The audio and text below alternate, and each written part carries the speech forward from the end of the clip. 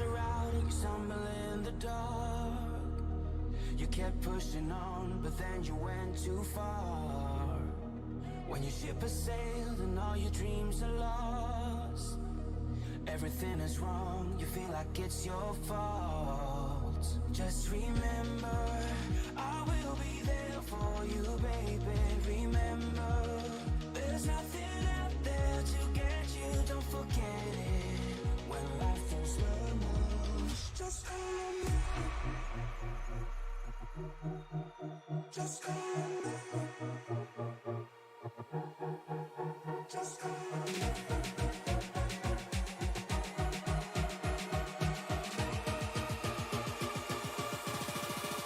Just call me.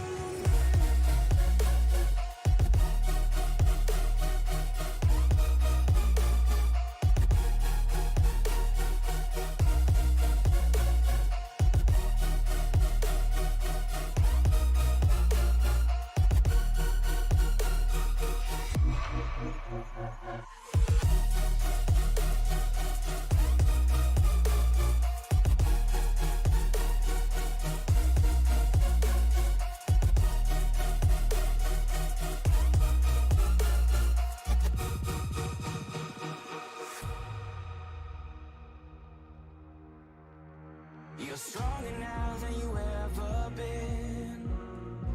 You gotta leave now, it's time to catch the wind. You will climb up high and look through the clouds. And when you're feeling low, I know you'll bounce back. Oh, and just remember, I will be there for you, baby. Remember, there's nothing out there to get you, don't forget it. When life throws lemons, just call me. Just call me. Just call me.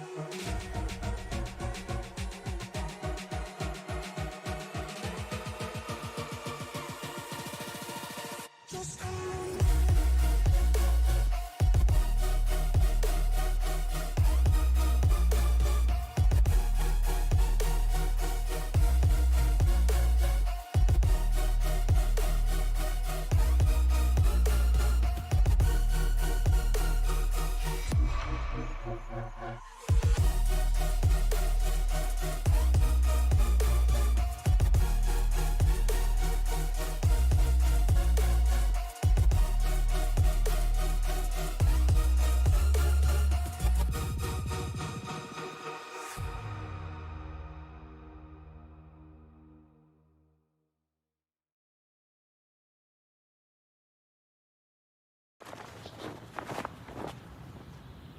Oh, say, can you see by the dawn's early light what so proudly we hailed at the twilight's last gleaming, whose broad stripes and bright stars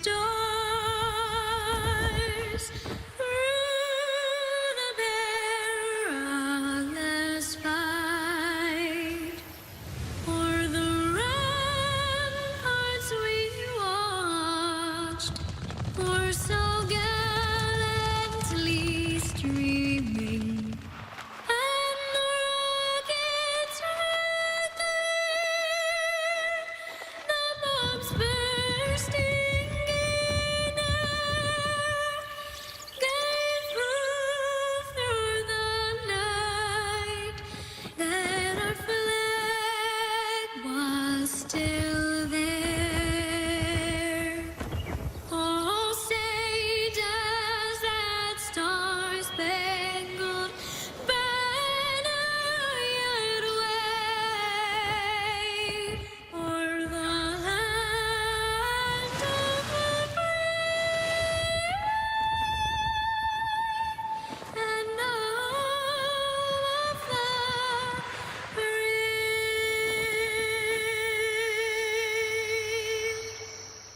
Thank you, Raina, for singing that so beautifully. Now let's head to Pennsylvania with Pastor Zach Woods for today's invocation. Hello, and I am excited to offer today's invocation for the competition today. Before we dive into some Sim Rap Guy Cup Series action, let's spend a moment in prayer together, shall we? Let's pray together. Almighty God, I thank you for the opportunity to pray over the competition tonight, to pray over those who are in the booth, to pray over those who pour into so much time and effort to make this Cup Series go around. Lord, I thank you that you have blessed the competition with the means to come together under their shared passion of racing and competition tonight. Lord, we cannot do this honorably without your help. And so as tensions rise and maybe angers flare, I pray that you might bless the field with a sense of fairness, a spirit of calmness, and yet one that still spurs upon competition. We want to honor you with how we act and how we drive, how we broadcast, and how we show our passions this evening. And so, Lord, I pray that whether we are at a super speedway or a short track, an intermediate, or anywhere in between, oh Lord, wherever the setting might take us, let us race honorably. We ask of that blessing tonight. We ask that we might honor your name and who we are and how we race. And all the glory and the honor of tonight's broadcast goes to you. We thank you, God, for the opportunity to meet new friends, to share in passions of racing, and to make this time about you. In your Son's name we pray, in Christ's name. Amen. Thank you. Back to you guys up in the booth. Thank you, Pastor Zach. Now let's head trackside with Lugo the Lugnut for today's command to start your engines. Gentlemen, start your engines!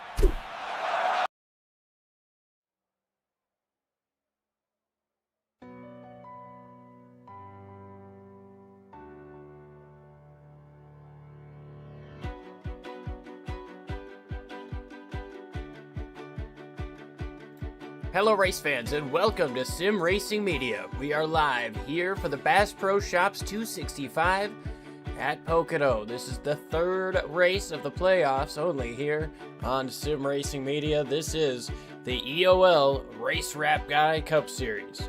Liam Irving up in the booth with Alan Bergen. Alan, how you doing tonight? I'm doing good. It's Pocono. We're here at the Tricky Triangle, and, well, it's the Bass Pro Shop 200, except I'm not Mike DeMonte, but you're Liam Irving, and we got 100 laps here at the Tricky Triangle. Who's going to be on top at the end of this piece? We don't know. It's anybody's game. It really is. We've got 20 of the best to get it done here on Wednesday nights. Getting ready to rock and rumble for 100 laps. It'll be 250 miles. We've got 5 additional tire sets, 3 attempts at a green-white checker if needed. 75% is that fuel window. Expect that to be roughly 21 to 24 laps.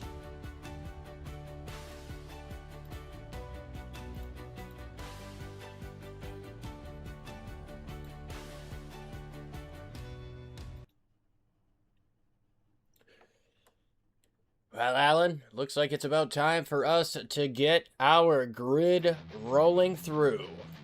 Thad Teasley gets himself another pole in just a couple of weeks. He's going to have Peyton Holland in the 18 to his outside. Noah Jackson with Brock Whitehead make up row number 2, followed by Christian Rose and Jeff Kleinsma. Tom Bourne and Chris Otto in row number 4, with your top 10 being made up by Brandon Cooper and Greg Wood Jr. Charlie Childress and Zach Woods in row number 6, followed by Matt Metler and Matt Davies. Adam Stewart and Dalton McKenney in row number 8, followed by Brett Bullard and Charles Whitehead. And rounding out the field here today, Patrick McQuaid and Wes Fuller.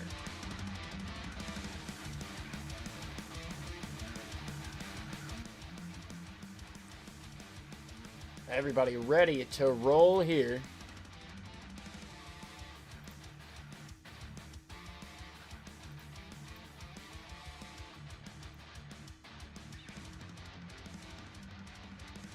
playoff race number 3.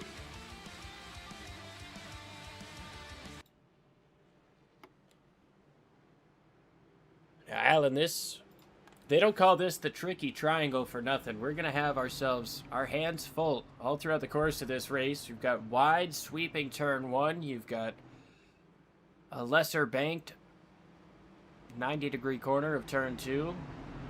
And then a pretty flat Milwaukee Mile style turn number 3. I named one of those tracks, Alan. You know the other two? Indianapolis.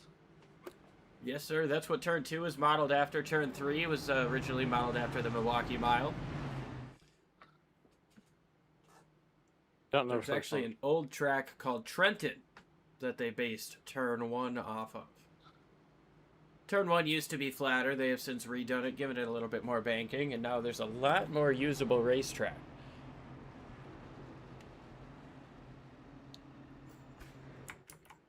Well, the lights are out on the pace car, though, as they come down a long pond straightaway. And you got to be careful, because in that tunnel turn, that car is going to get upset. Yeah, that tunnel turn's going to be tough on these guys. We're seeing some dust flying on the lower side of the racetrack, especially behind your pole sitter, Thad Teasley, who's got a different paint scheme this week. The electrical contractors, Womack Electrical Company, Caterpillar, Bobcat, Chevy.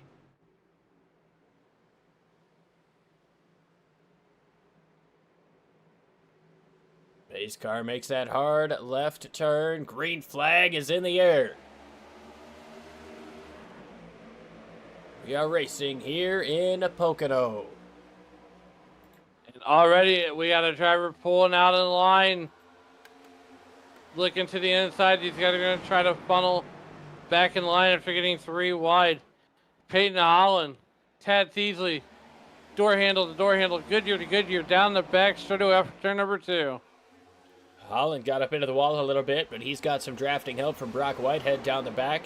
Thad Teasley in the pole-setting race car is going to fall back to 3rd by the time they hit turn 2. Noah Jackson tries to fall in. Jeff Kleinsma goes way up the racetrack coming up off of turn number 2. He's going to lose a couple of positions. As Greg Wood Jr. gets up to his rear bumper. Now Tom Bourne moves down to the inside.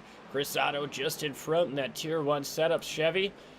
Trying to get down to the inside. Just about gets clear of Kleinsma. And no, he does get clear. What a move up to the top.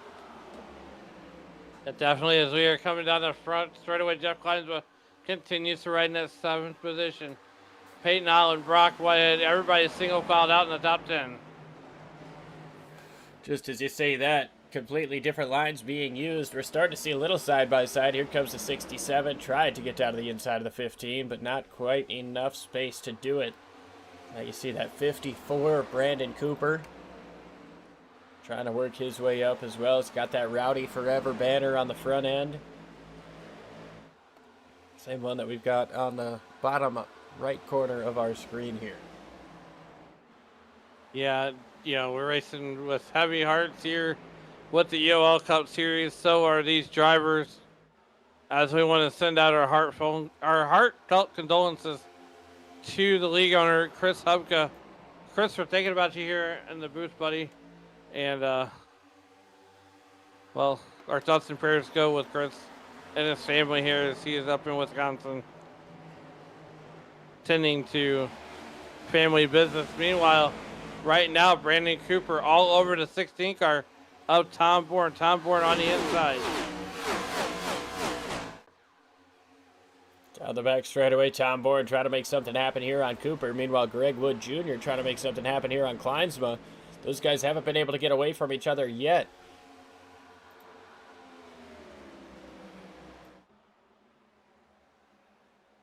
Tom Bourne dropping through the losing 2 spots, 3 spots in the lifetime, and he's still in the top 10. That inside line not coming in just yet. But here comes Greg Wood Jr. or Zach Woods in a 60 car.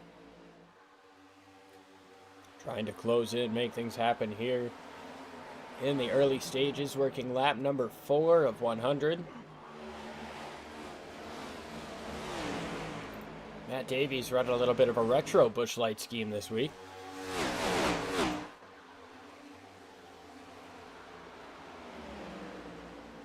Oh, ain't seen that type of scheme for a minute.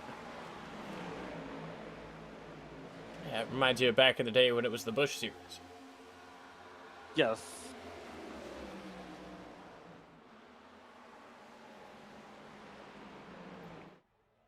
Charles Whitehead, heavy Oh, no. damage. I think that wall got out and got him. Definitely looks like it.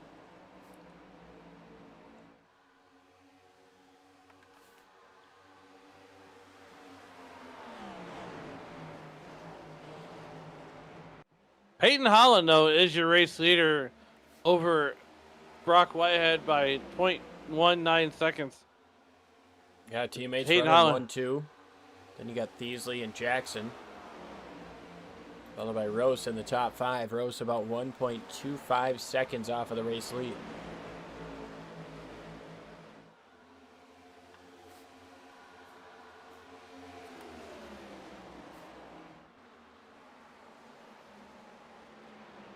They got Rose and Chris Otto in the 88 car getting after here. And this is a battle for the 5th position.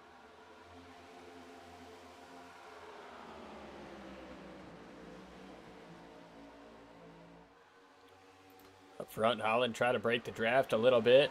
Brock Whitehead starting to close in that last time by. He was about a 1/10.5 quicker.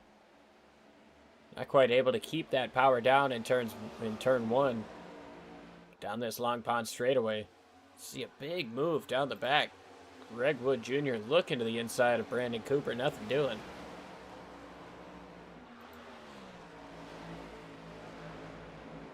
Peyton Holland continuing to lead this piece. Starting to drive it away just a little bit. Yeah, To about- exactly.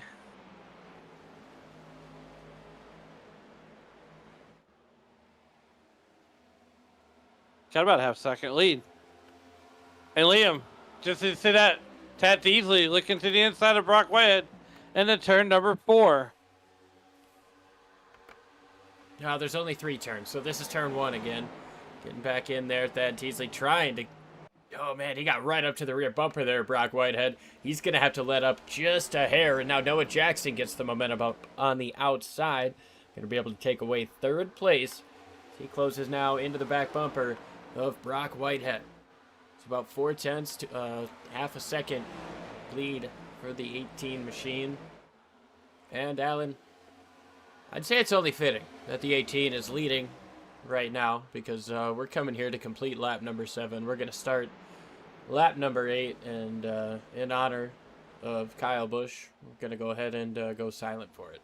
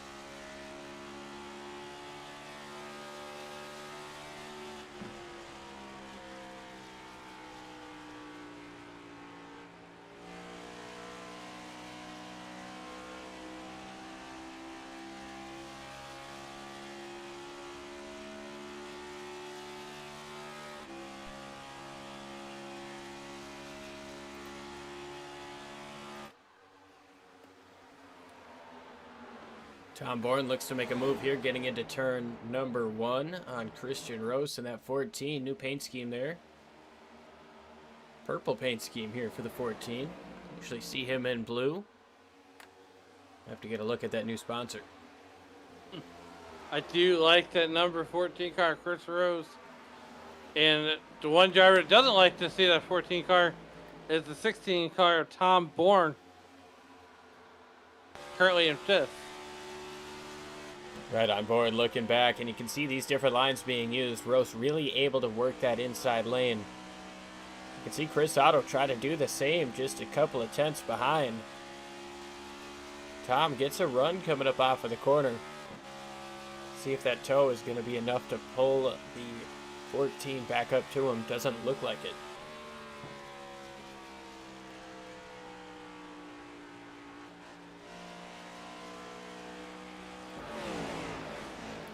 Interesting, though, as we ride on board with Tom Bourne, it did sound like he shifted down into fourth as soon as he let off of the gas. Almost as if he's not using any brake. He's just using the engine to slow his car down getting into that corner. I wish I knew how to make the engine brake sound. Whoa, Brock Whitehead sliding up in that third position. Yeah, getting by Tad Teasley. He just lost second to Noah Jackson. He doesn't want to lose third, but Thad Teasley, he says, I'm coming. Moving up to the outside, he gets clear. Tom Bourne's going to have a nice run down the front straightaway.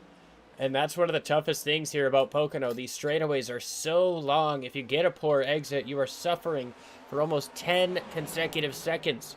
Like, you've got guys that are just straight faster than you.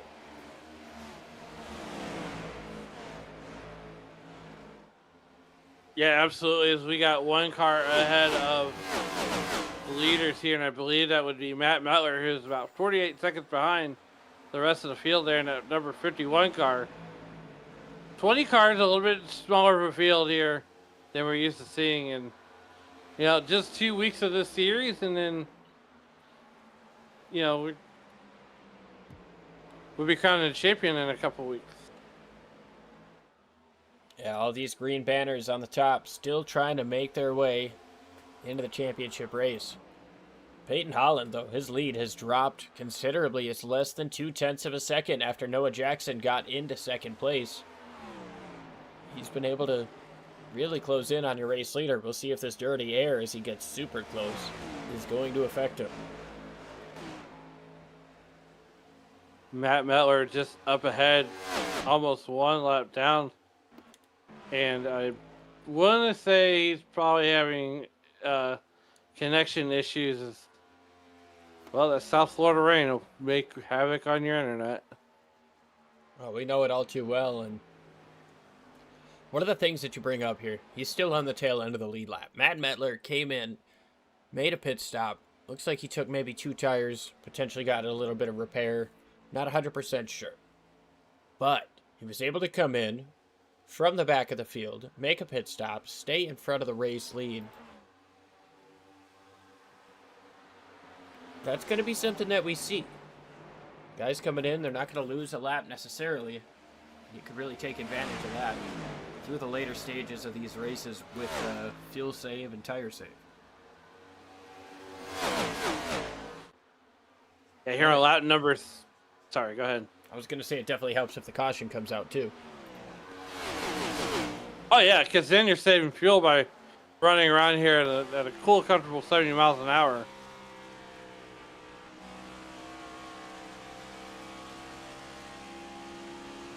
Brett Bullard.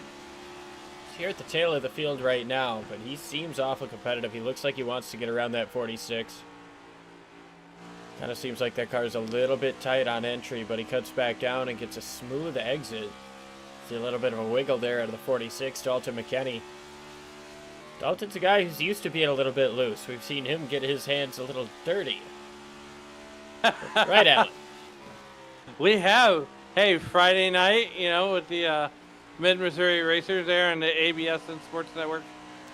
And, you know, there at Eldora, hanging it high, wide, and handsome. And, well, here he is in the EOL Rap Guys Cup Series. And he's right back here in that 16th position, but he knows how to get it done in the dirt, and he knows how to get it done here on the pavement.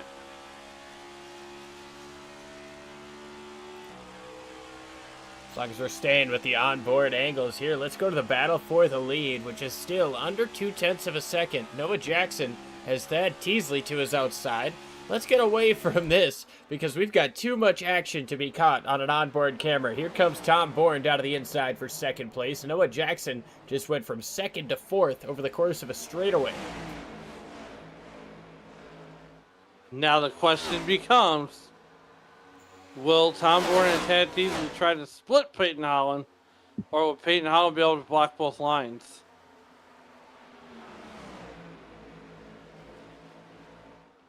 I don't know, man. This doesn't really seem like a track he Oh. can block both lines. He tries to move up and block. A little bit of bumper-to-bumper contact as Teasley moving up to the outside, trying to take the lead back. He didn't get to lead a lap from the pole, and now he's got to run up on the outside, keep it off the wall. There he does. He's got the run. Can he get him to the line?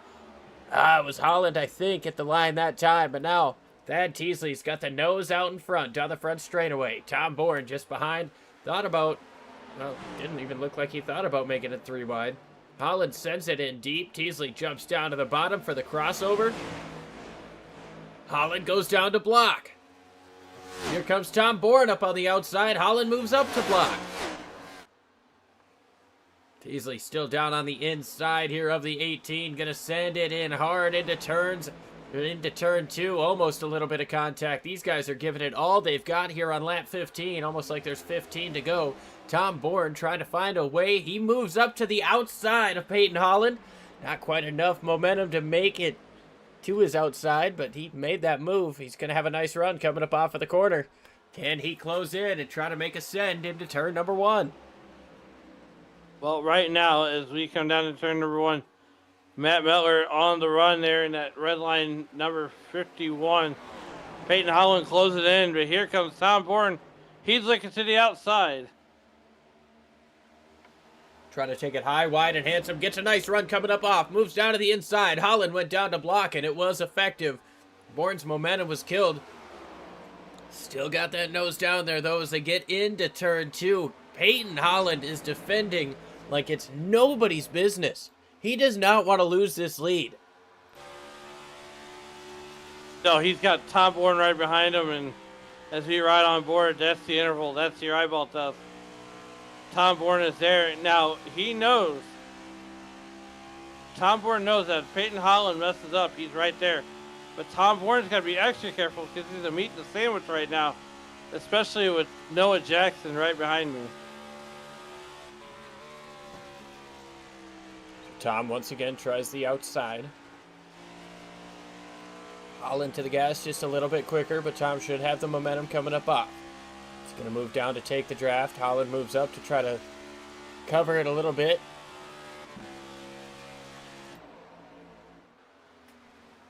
This has brought Brock Whitehead back up to the front as well. The top 5 all within a second of each other. You know, when pit stops happen, this is all going to change. But for right now, this racing is absolutely insane. Nobody wants to give anything.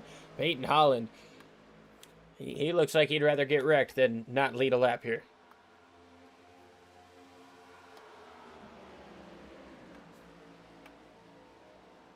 Yeah, Peyton Holland here. And then you got Tom Bourne and Tad Teasley right behind it. Well, actually Noah Jackson in that top it off hot sauce car.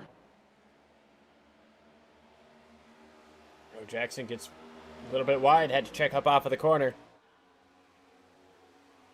Peyton Holland's hitting high, wide, and handsome coming down the pit, or coming down that back straightaway.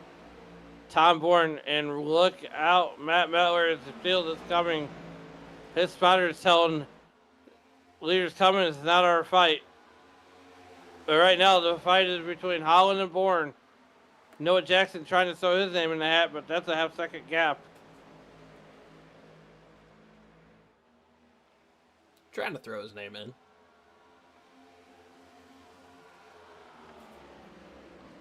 I mean, it's right there. Christian Rose grabbed the wrong gear coming up off of the corner.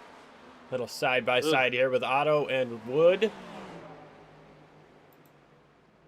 Otto going to try the crossover. Moves down, coming up off of turn number 1. He's got to run. Tries to take it low. Wood goes to block.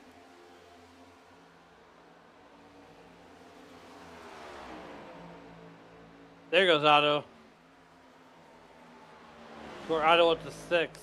Oh, he gets loose. He gets loose. He's into the wall. Oh, no. No damage so far, no yellow. Oh, no, he's damaged. That 88 is damaged. Oh, yeah. No caution, though. There it is. 88's coming into the pits.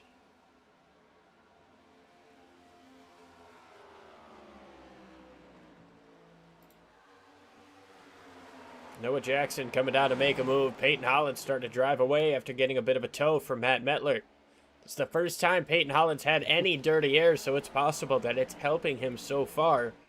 The only problem is that Matt Mettler... Oh, we got one into the wall coming up off of the corner. Like, potentially that was Greg Wood. He might have a little bit of damage after that contact as well. I hope not. I mean, you know, these guys are going to grab some of that wall, especially out turn number 2. Or turn 1, rather, and, meanwhile, up here at the front, we're focused on that 16 car, Tom Bourne. Peyton Holland starting to drive away a little bit at a time. It's now 0.48 seconds. That's going to be the interval between Bourne and Holland. And Mettler try to snake the draft. I don't know if he's trying to keep himself on the lead lap with that move or what, but I've been hearing reports of him blinking in and out of the racetrack, so definitely don't want to cause any problems for the leaders if you're having that go on. Tom Bourne's starting to close back in on your race leader as he's yet to get around Matt Mettler to put him a lap down. Closes in the middle of the corner, but it seems like that car tightens up. Can't get to the gas as soon as he wants to, and now here's Tom Bourne. Somebody who's been used to dealing with that situation so far all race. Moves up to the outside.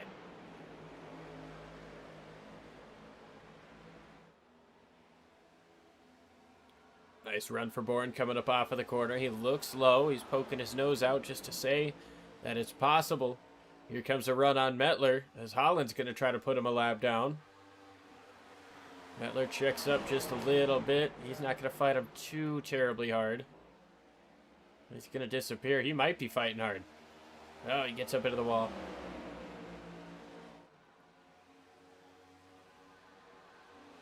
And just to say that Tom Bourne has a car separating him from Peyton Holland. Yeah, and I really feel if you're Matt Mettler, there's no one else really at risk of losing a lap. Maybe Chris Otto. He came in and made a pit stop already, but you don't want to end up being somebody who affects these guys and a chance to race for the win. These are playoff drivers. Or even a person that affects that championship. You don't want the championship hindering or being blamed on you. And Matt Mettler gonna get the wall. He's gonna have a lot of issues. He's gonna go a lap down. Tom Bourne to the inside. Here comes Tad Deasley to the outside. He's gonna work to the inside of Matt Mettler here, and that's gonna be in turn number 1 as they come down. I believe that's the tunnel turn. Yeah, it was turn 2, and I still don't get why Mettler's running so hard with these guys. I mean, now he's going back down and fighting Tom Bourne. See if Teasley gets an opportunity to get down to his inside, but Matt Mettler, I just think he's fighting a little harder than he should. It's not anything for points or position, as now he falls in back behind Noah Jackson, the 4th place car. You know, I just feel like if the caution were to come out, you're in a good spot for that free pass. It's not worth the risk. No, I mean the risk is greater than the reward, but Matt Mettler, though, as he's going to continue to ride around the racetrack. And, you know, I feel like these guys are going to ride around for the first 50 laps, and then, or even 75, and then go racing for the last 25. You're going to be on a 50-lap tire saving run as we made it to 25 laps, luckily without incident. And Here we really comes hope Tom to keep Bourne. it that way.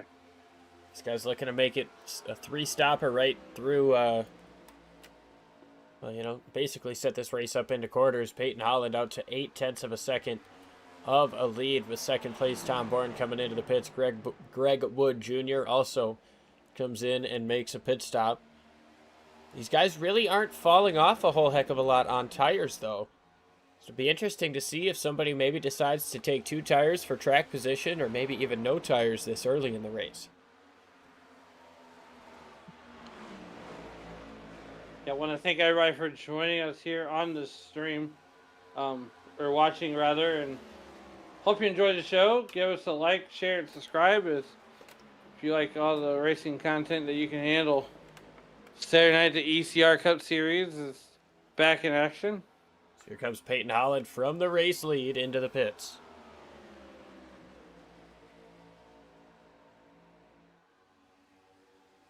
Matt Davies going to come in as well. Sorry, I was gonna say this is about the time where you kind of figured, and I know your math is way better than mine, on where we're gonna see these pit stops occur. I honestly thought 25 was going to be a bit of a stretch. These guys have 75% fuel, and you know, I guess I should realize that these aren't Indy cars, and they can go more than 26 to 28 laps on a tank. These guys, I figure on a Sunday, they could probably go 32 to 36, which puts these guys around 24 to 27. I like where your math is at on that. Well, these guys are coming to lap 28, so their math is a little bit better than mine.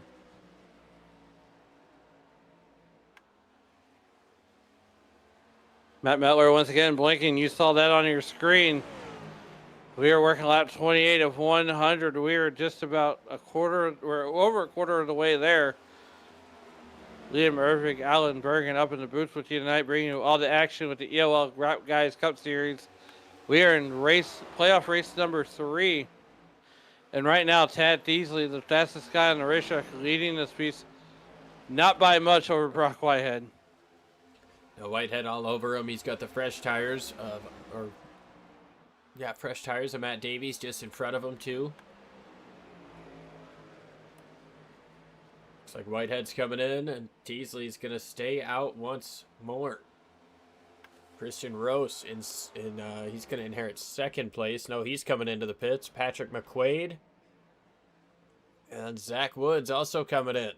Dalton McKinney. Oh, take it easy. Tire lockup. That might be a speeding penalty. We're going to keep an eye on the race control and see what happens. So far, so good. Here's your race leader, Thad Teasley. Tom Bourne was able to get in front of Peyton Holland on those pit cycles. So when Teasley comes in, there will likely be a new race leader, as that 33 is stuck in a bunch of traffic right now. He's coming in. Able to complete 29 laps on a tank of fuel.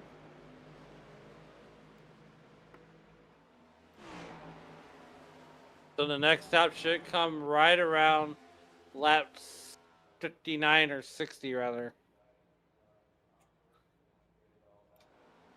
So Tom Bourne was able to get a massive gap on Peyton Holland. It's 2 seconds between the two of them.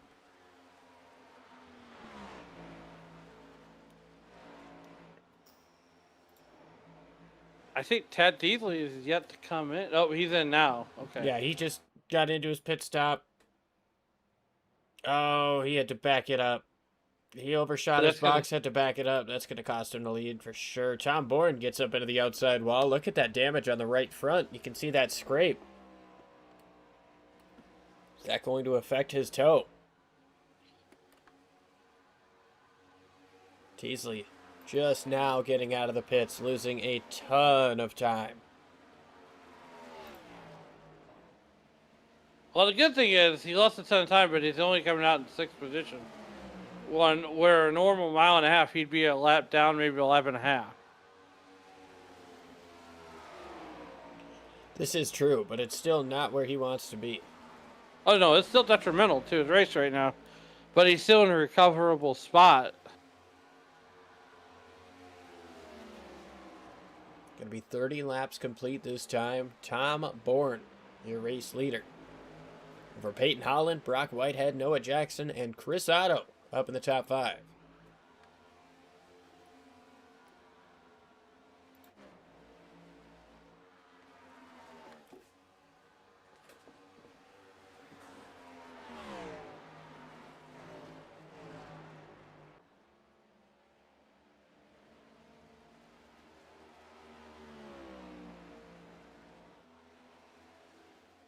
Right now, we have Tom Bourne, your race leader, in a second 1.33 seconds is what separates Peyton Holland from Tom Bourne right now.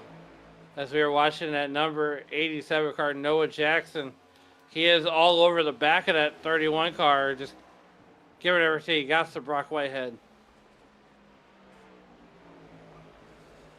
I tell you what, everybody behind Tom Bourne is quicker than him right now.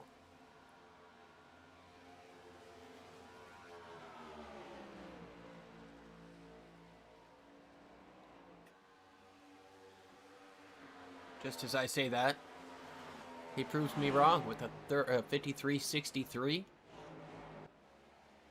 Quicker than they're almost pretty good anybody else on the track. Last Yeah, time by, he was a 53.90. Now he's 0.3 quicker. Yeah, just when we figured that out, that's one thing that me and Mike DeMonte always went short-circuiting over is we thought we had the gas figured out, and then they'd prove us wrong, or we thought we had the pit window figured out, and then they come in like 10 laps earlier. Yeah, I mean, you can never get into a driver's mind and truly understand it until you're driving.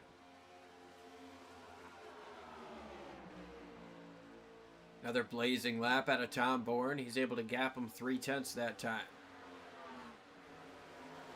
He's over 2 seconds out front now. Tom Bourne is flying.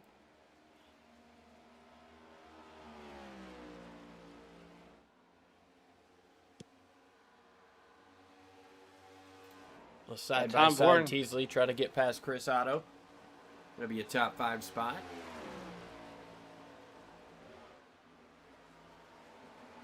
He's going to do it pretty handily.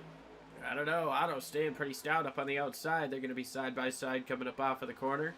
Otto's got that run getting into 3. Can Teasley stay there on the inside? Otto goes way up the racetrack, going to try to cut down and pinch him off the corner. Looks like it's going to work. Oh, Otto gets up into the wall just a little bit, but still has the momentum down the front stretch. Teasley going to try to pull a little bit of side draft. And yes, we can side draft on a on this oval here. There's no side drafting on road courses, of course. Even though this is the oval that you drive like a road course or something like that. John Ford special coming down the back straightaway. Chris Otto, Ted Teasley. Ted Teasley going to fall in behind the 88 car.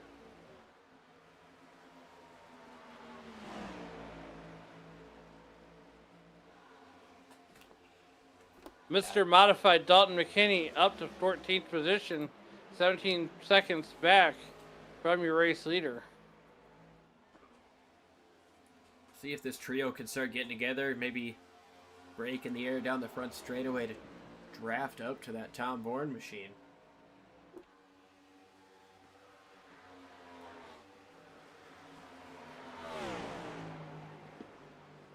These guys are really struggling when it comes to chasing down that 16. Holland went all the way up next to the wall throughout that corner, trying to find something. It looks like he actually might have found himself some momentum down the back straightaway. I don't know if I'd risk it here in turn 2, but he might be onto something there in turn 1.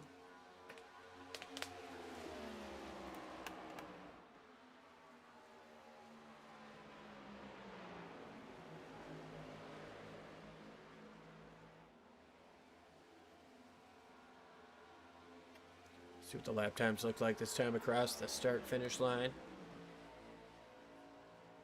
It's a 10th quicker for Holland.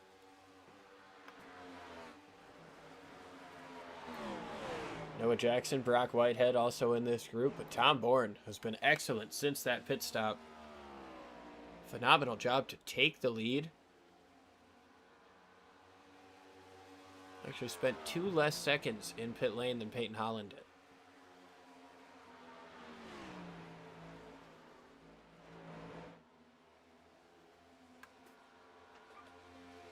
Expect these guys to come in next between lap 50 and 55. Might see some push it as late as 56. Teasley might be able to go to 58 if he does this 29 lapper thing again.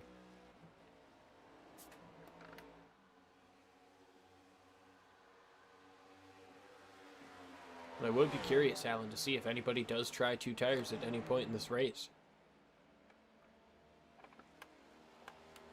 I mean, the fall off doesn't seem super crazy.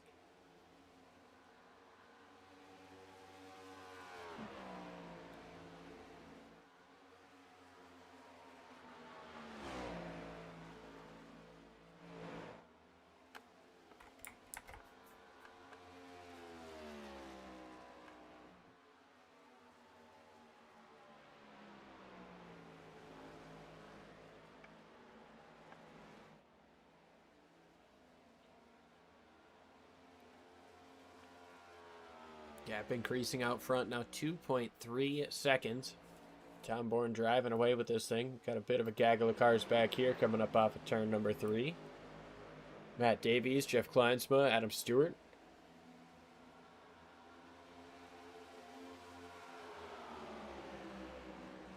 Wes Fuller, Patrick McQuaid back here as well. Try to draft up to the 46 of McKinney.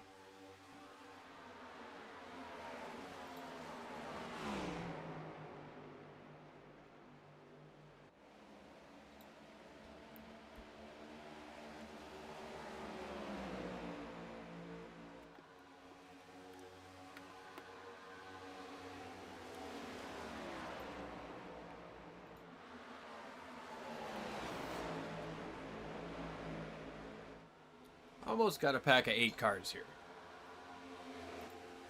McQuaid moving down to the inside of McKinney now. Almost contact there in turn 3.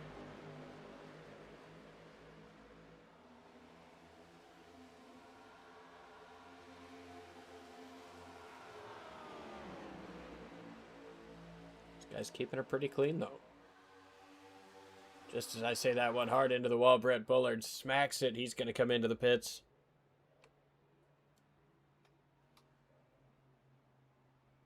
Going to be some hefty damage there to the right front. See how long that one takes to get repaired. It's Tom Bourne. Still to the tune of about 2.1 seconds. They trade about a tenth or so back and forth, him and the 18. Brock Whitehead and Noah Jackson can't really get away from each other, but can't close in on the car in front. Seeing some 3 wide here in turn 3. Adam Stewart down on the bottom, trying to take a 2-for-1 on Kleinsma and Davies. Almost contact there between Davies and Kleinsma. Now here comes Davies. Davies going to try to get down to the inside into 1. Close enough to try to get that side draft, maybe.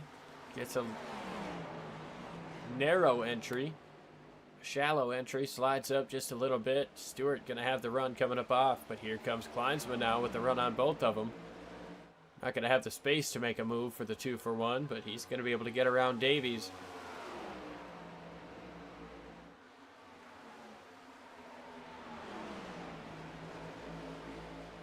Good turn 2 there for that 15 machine. He's going to come up off onto the short chute.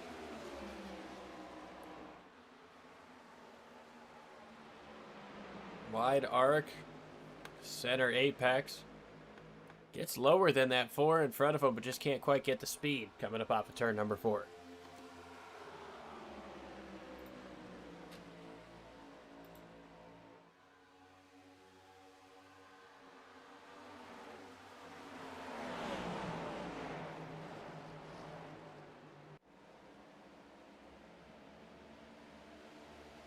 I think Allen might be having some sort of technical difficulties here for the moment, so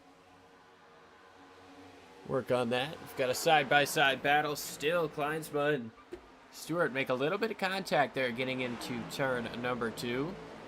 Kleinsma going to be able to clear the 4. Puts him up into the top 10.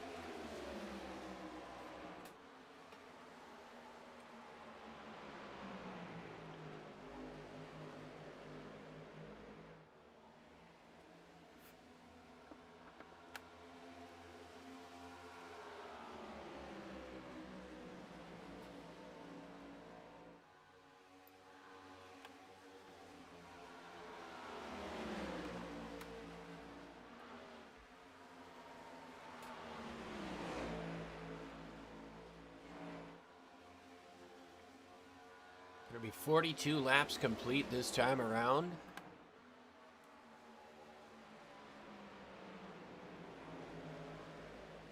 Jackson trying to work a lane or so up on the 31.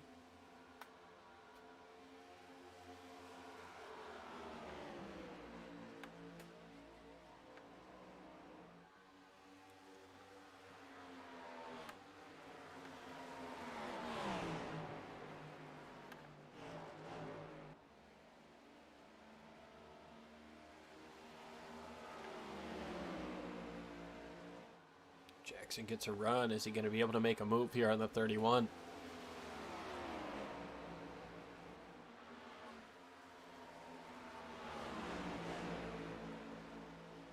Starting to close in just a hair on the 16 in front.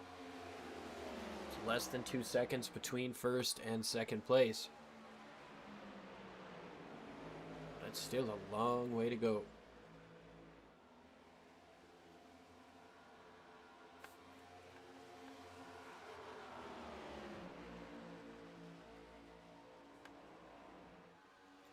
But we're going to go ahead and step aside here for a moment. We'll be back with the next round of pit stops here on Sim Racing Media. Premier Racing Setups is the longest running setup shop on iRacing. Our monthly subscription options start as low as $20 a month.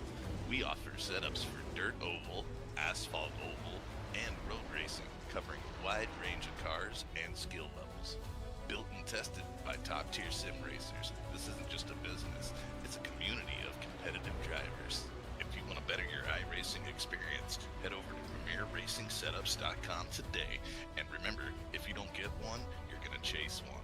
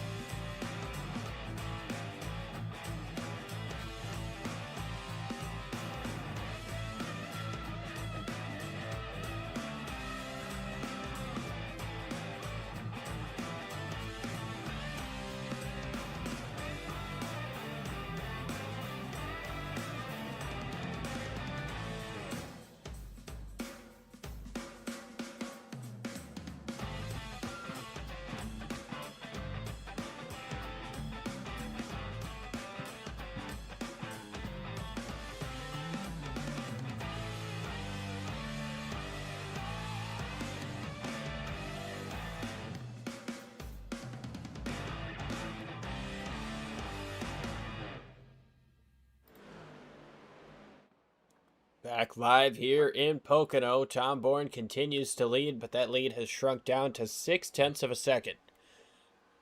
Peyton Holland in second. Noah Jackson able to get around Brock Whitehead for third. Chris Otto and Thad Teasley trying to draft their way up to this group as well. They've been pretty quick. They were about 5 seconds behind last we checked. Now that pair is about 4 seconds. So, I mean, they're gaining up a little bit. Not as much as they'd like to, but getting closer to the halfway mark here, and see if we got Alan back. We got him back. All right. Hey, Mother Nature calls. Hey, you know, you got to do what you got to do. Well, right now, Ted Teasley's doing what he's got to do. Back there in that 5th position. He's trying to catch Tom Bourne up there in the top spot. There's the eyeball test. Peyton Holland doing a heck of a job, and Noah Jackson putting one of these things together, and he's riding that 3rd. So if the race were to end now, which it won't, because in iRacing, we have no rain. No rain. No rain, but I'm just, a hypothetical where Tom Bourne would win the race at halfway and Peyton Holland would finish 2nd and Noah Jackson would finish 3rd. If there was a rain delay and they called the race in iRacing. I tell you what, man, it's looking like Tom Bourne might not be able to make it to the halfway point as the race leader. He's down to 0.2 of a second for his race lead, and Peyton Holland closing in. Noah Jackson right there as well. He's one bad corner away from losing this lead. Or Holland is one good run away from taking it. He's got a little bit of a run down the front stretch, but not quite enough to make a pass for the lead. He's going to look down to the inside. Tom Bourne commits to the outside. Holland slides up to the middle. He's going to be side by side down the long pond straightaway. Oh, and he turns Tom Bourne down the back straightaway. Caution's going to come out. Oh, Tom Bourne. And that's going to be our first muffler man caution of the night.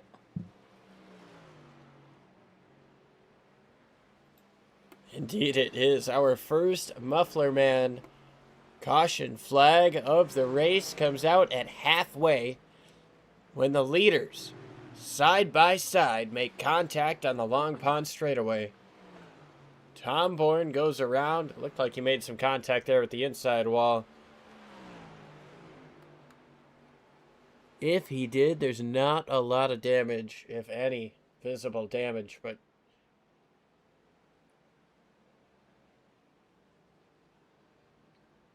I don't know much, but I know that Tom Bourne is not happy. no. Let's take another look here.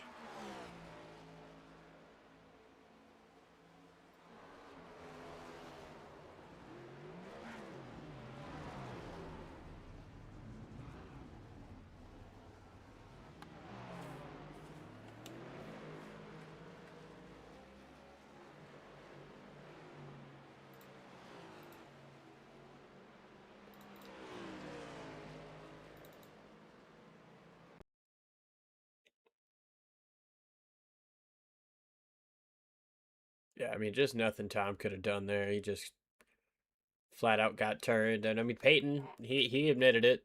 He said he was trying to side draft, was trying to get what he could there, and just got a bit too close, made the contact. He's gonna get that one lap hold, and that's gonna kind of blow this thing wide open, Alan.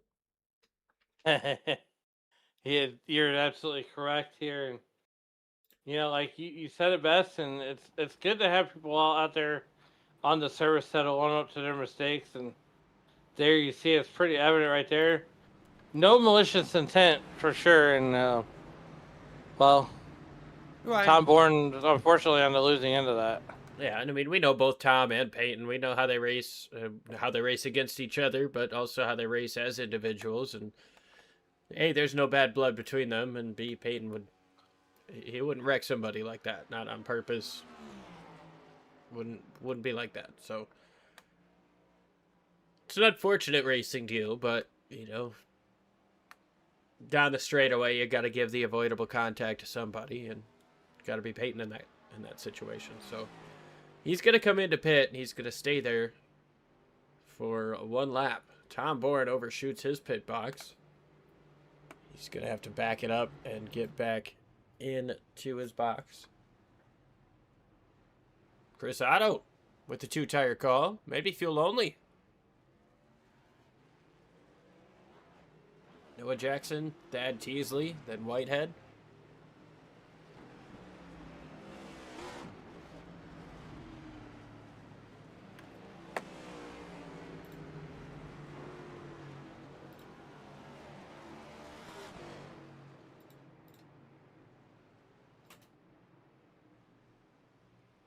Charlie Childress actually came in right before that caution came out, so he's going to inherit this race lead.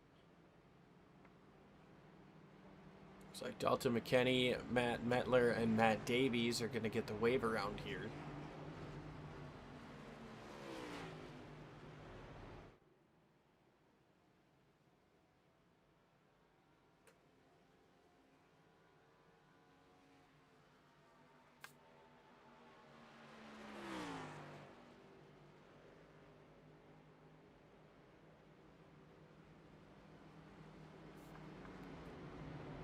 So, Alan, this restart's going to be interesting. Charlie came in, took 4 tires right before the caution came out. Chris Otto didn't take any tires, and then everybody behind him, Noah Jackson, Thad Teasley, Brock Whitehead, they've got tires, but they haven't had a sniff of the lead all day. Your top 2 competitors, I'm pretty sure the only 2 drivers to lead laps under green, not including pit cycles, were involved in that incident. Obviously Tom Bourne gonna lose some position, and Peyton Holland just now getting his all clear to exit the pit lane. He's gonna be down 1 lap, hoping to get another caution, but Alan, we've made it 125 miles into this thing before we saw the first one. You think we can go that far without seeing another? I think we can. I was talking to Dalton McKinney, who we got the pleasure of seeing race the UMP Modified on Friday night, and I tell you what, Liam, right now he says his race car's a little loose, and he's trying to just keep it out of trouble and be there at the end. That's all you can do. To finish first, you must first finish. Dax, words to live by. I think Yoda said that or something. I believe so. Anyways, we are getting ready to come back to a Milwaukee Tools green flag. We don't want to see. We love the Muffler Man. If you have muffler problems, go see Muffler Man. But go see the fine folks at Muffler Man. But we like the Milwaukee Tools green flag. It's a little bit better.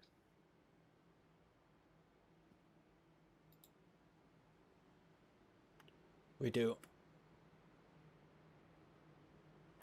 We're going to see a completely different restart compared to what we've seen. Charlie Childress started outside the top 10. Now he's restarting in the front. Chris Otto, another driver who's come up through the field. Pole setter Thad Teasley in 4th. Noah Jackson, he's about the only one in this field who's where he started. Green flag is out, sponsored by Milwaukee Tools.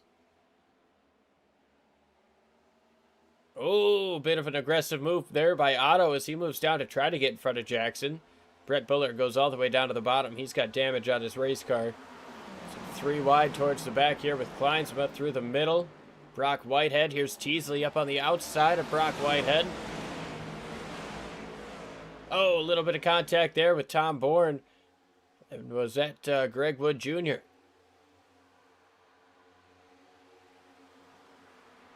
Here's the thing. Oh, man, there goes Brock Whitehead sideways. Saves it.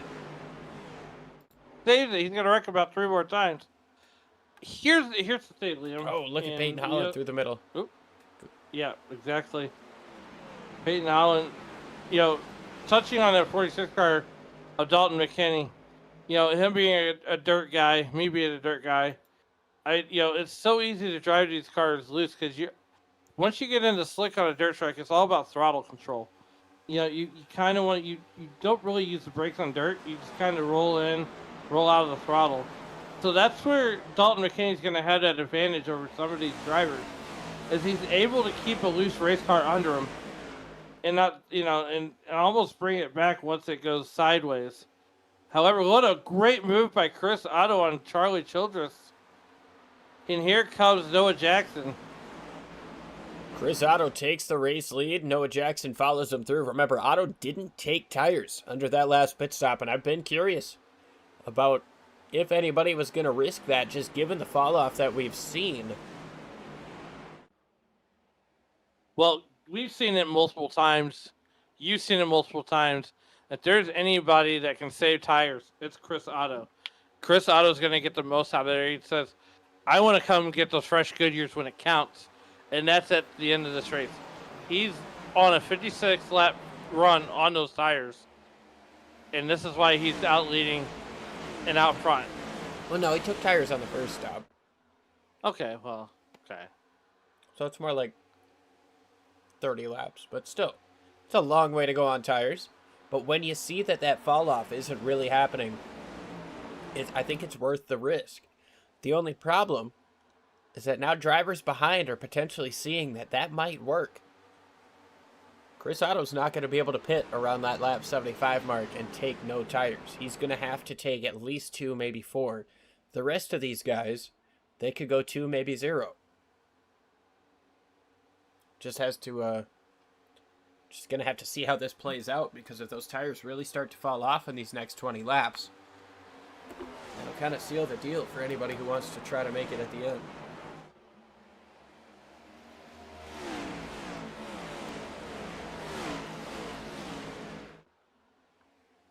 Well, just to say that, here comes Noah Jackson. He is all over the rear decklet of that number 88 car. And Liam, I have homework for you this weekend. We'll see. Okay. It's real easy. What you got? You want to see some real good racing action? Head on over to Flow Racing and watch the Dirt Late Model Dream, as Carson Ferguson is in the field tonight. I don't think he made the show, but he's definitely in the field.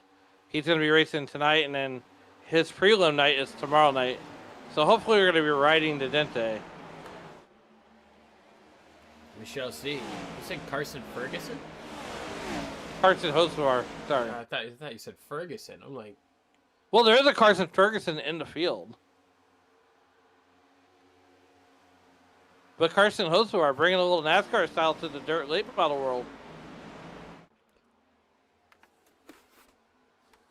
yeah, that'll be a lot of fun to watch. Anything that man gets into is an absolute blast. I mean, of course, who can ever forget the man who did burnouts or did half a victory lap hanging off of his car and then did burnouts? That would be quite difficult in a dirt late model to do. But you know, in those post-race interviews, he goes, these dirt late models are a lot different than what I'm used to there in the Cup car. You know, these guys, those guys in the dirt late model world are sliding the cars around, no mirrors, no spotters, no nothing. They rely on a guy with 2 sticks to get them around the racetrack. Yeah, I mean, it is crazy. You're entirely steering with the rear of the car. The front wheels, I firmly believe, are just there for the aesthetic. Well, you don't really need they help you point for a second, but then it's all throttle control. You don't need the left front. You can leave that at home. One driver that does need the left front right now, and that is Noah Jackson, as he is continuing to work on Chris Otto. And it is a 3-car breakaway with Tad Deasley in that 3rd position, with about 41 laps left to go in this piece. Patrick McQuaid making a move down to the inside of Adam Stewart to try to take 8th. There's Brock Whitehead getting down to the inside of the 60. Remember, Whitehead got super sideways off the front bumper of Tom Bourne. Let's actually see if we can slow her down and take a look at that from up above.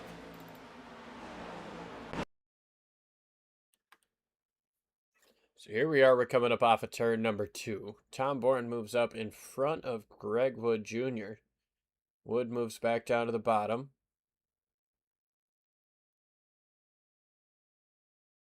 Moves back up top. And Bourne moves down to the bottom. And kind of, oh, he closes off that spot. Moves up into turn So he moved up. Looked like the 67 was potentially trying to move to his outside. Tom Bourne got up, and as that happened, he got hit. That sent him into the 31.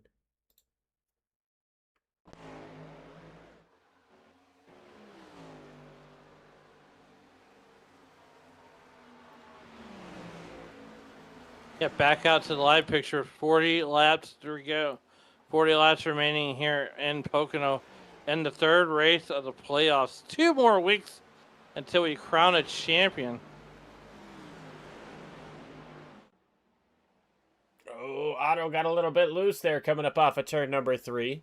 Looked like Jackson almost got into the wall, and we're seeing some guys coming up off of turn 3. They're getting that wall pretty good. It is so easy to do, but that wall is going to hurt way more than it's going to help.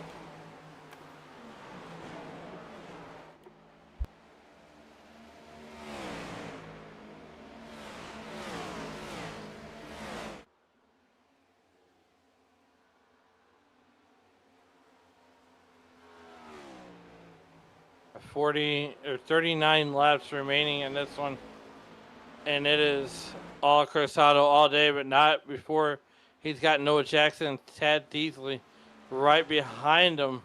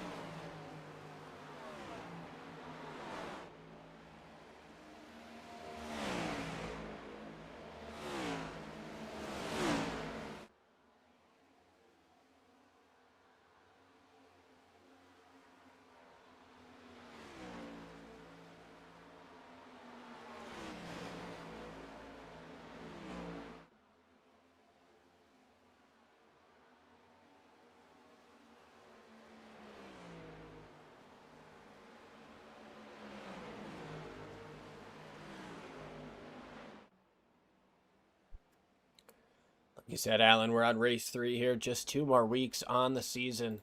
Give you an idea of what this playoff picture is looking like right now. Noah Jackson plus 44, Cruzado plus 22, Brock Whitehead is plus 15, Ryan White plus 7.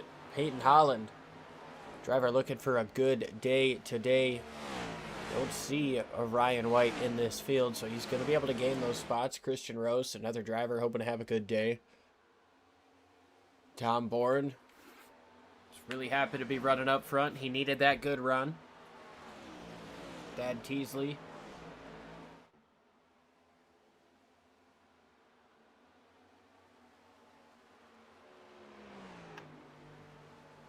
It's looking like Noah Jackson and Chris Otto are going to be pretty solidly into the championship race. Brock Whitehead might be close, but he's running well enough right now that at least compared to the drivers he's racing against, he should be able to continue forward if he makes it next week. Yeah, there's going to be a huge playoff shakeup here. So we have the playoff picture here, and, you know, coming into that championship for, you know, Ryan White not in the play or not in the field tonight, but Peyton Holland is, and Peyton Holland is having a pretty good day. Well, he's 1 lap down in 16th, so. He was having a phenomenal day. He just, unfortunately, was the cause of the only caution we've had today, but this gaggle of cars seems to think that we could have another. Look at all these guys coming up off of turn number 3.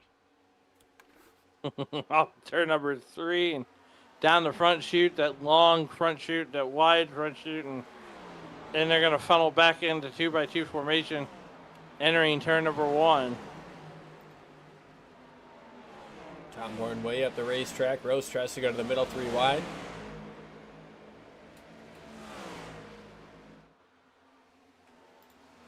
Thad Teasley side by side with Chris Otto for the race lead. Fresh tires working in the favor of the 33. 88 doesn't want to give it up, though I think he might have gotten the wall pretty good. Trying to take a look at that right front. Yeah, it looks like he's got some gray, some scrapage on that right front. He might have got the wall.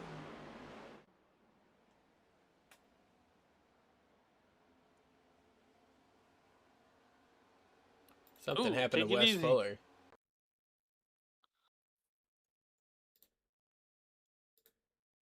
And around he goes.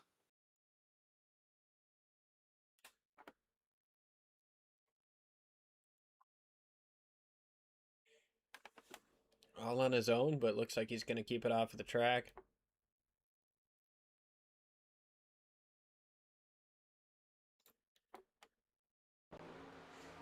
Thad Teasley takes over the race lead.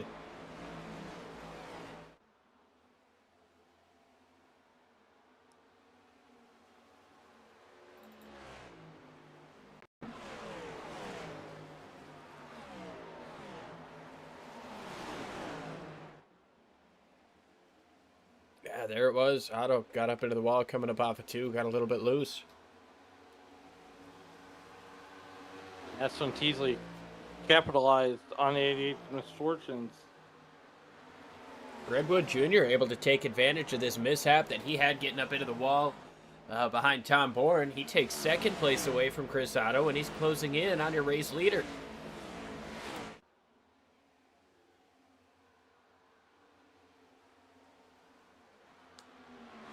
Chris Otto goes back to third. Greg Wood Jr. out to second. Tad Teasley, 0.035 behind your leader. That's what Greg Wood Jr. is seeing. Trying to close in, trying to use a different line here through turn 3. Gonna go wide, coming up off of the corner, smacks the wall, so does Otto. Gonna be advantage for Thad Teasley coming up off of turn number 3. Gets the lead to a tune of half a second before Greg Wood Jr. drives it in deep into turn 1. He closed it back up, but exit's going to go in the favor of Teasley. So now I'm doing it too, Alan. You're doing it.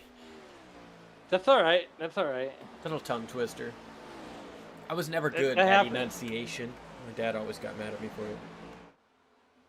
That's okay. Not like a trauma sharing mad, just like a, oh man, you got to do better.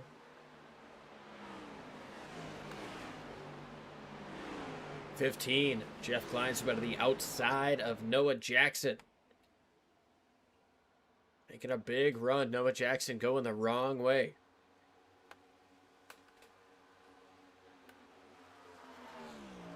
Well, next week, Liam, we head to our 4th playoff race in Richmond, Virginia with the Richmond 200 on June 10th. And then we close out the season on June 17th with the Homestead 200. So we're looking forward to the final 2 races here on Sim Racing Media. And I tell you what, Liam, if those next few weeks are if this is a precursor for the next few weeks, sit back, hang on tight, and because you're in for a show. Yeah, I think the partnership between Sim Racing Media and the EOL Race Wrap Guys Cup Series has definitely been a phenomenal one. It's thoroughly enjoyed watching this season and watching these guys just completely kick ass on the racetrack. I know it was a bit of a rocky start. Those first couple of weeks we did have a lot of cautions, but these guys showed up, tried and true, stuck out the bad stuff, and now we've had some phenomenal racing. I mean, the racing was still good when we had all the cautions. It was just punctuated. Yeah. A little bit of side-by-side here between Kleinsma and Brock Whitehead. Kleinsma all the way up to the top. Whitehead drives down, taking the shorter distance. We'll see if Kleinsma can get that run coming up off of the corner. Looks like he's got one. Goes down to the bottom.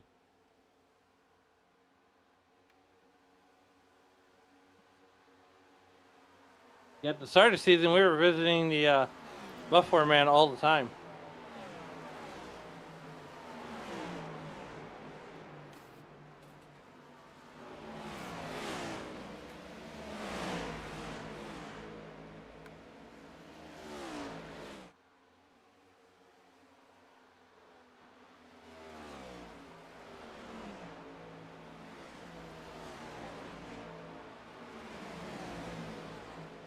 29 laps remain. Stat easily.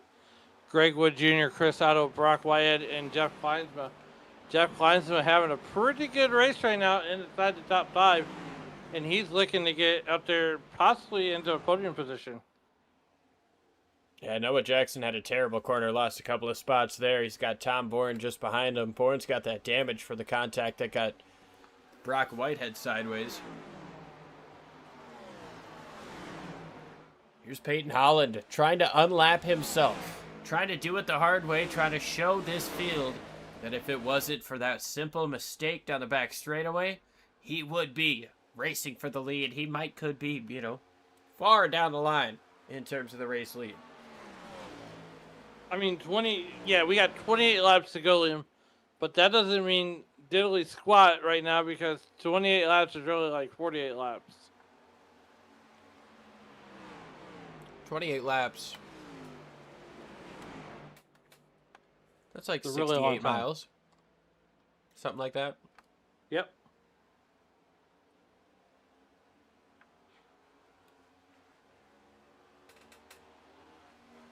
So yeah, we've still got a long way to go. We've still got a pit stop coming our way, which, by the way, that fuel window is just about open. Peyton Holland down to the inside of the race leader.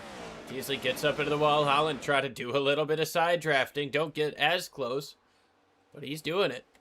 Trying to unlap himself. Teasley's just going to let him go. Peyton Holland back out of the lead lap. He did it the hard way.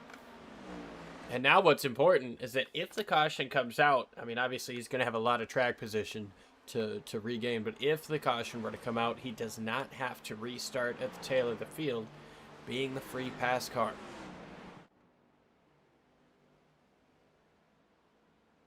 Dalton McKinney and Danger are going down a lap. Chris Otto, Tom Bourne, Noah Jackson, Charlie Childress. Childress just came out of the pits, rather. Dalton McKinney also just came out of the pits. So that final pit window is definitely open. These guys are... It's almost like they're thinking sooner is better than later. There's not a lot of fall off. Who risks taking no tires or 2 tires? Worked for Otto for a little bit. Still working for Christian Rose.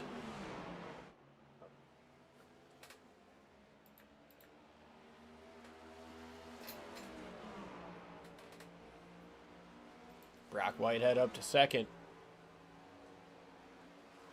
31 has been phenomenally fast all night. See what he can get done here on this final run. Adam Stewart and Matt Davies into the pits this time.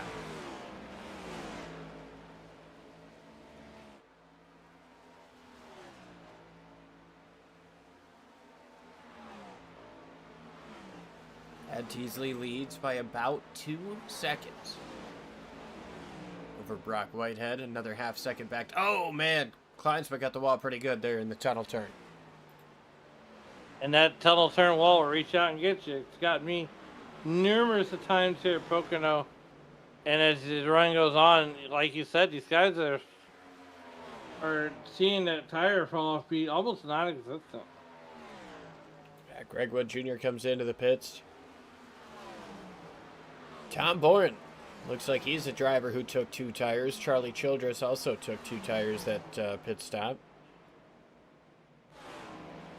See what Wood and Woods do. Greg Wood Jr. and Zach Woods into the pits this time around. Top 5, Thad Teasley, Brock Whitehead, Christian Rose, Jeff Kleinsma, Patrick McQuaid. Got a 3-wide battle here for third. Christian Rose takes advantage, gets past his teammate. Patrick McQuaid falls in behind the both of them.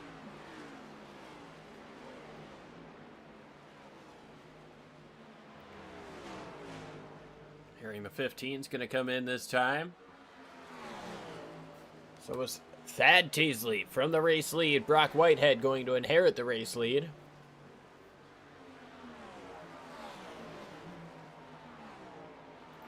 This is going to be the money stop. Tom Bourne, the only one to take advantage of 2 tires. Chris Otto just behind him took 4.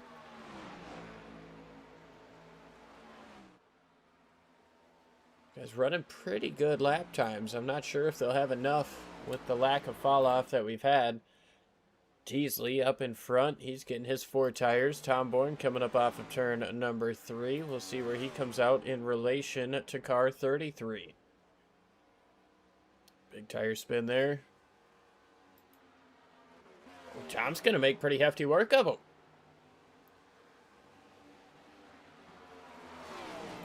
Brock Whitehead comes into the pits. From the race lead, Christian Rose staying out. Patrick McQuaid staying out as well. Leaving us just 2 drivers yet to make their final pit stop here in Pocono.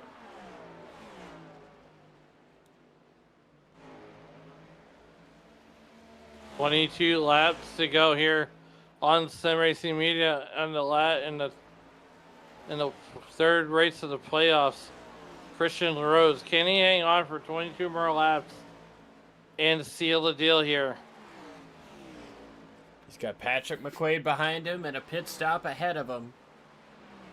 Christian Rose, he's trying to do what he can to pull a different strategy and upset this field. Maybe he can take fuel only and try to stay out in front of these guys. He did it last time. His lap times aren't awful. Just ran a 53.57 when his fast lap was a 53.35. So if these tires really aren't killed, he could potentially risk it.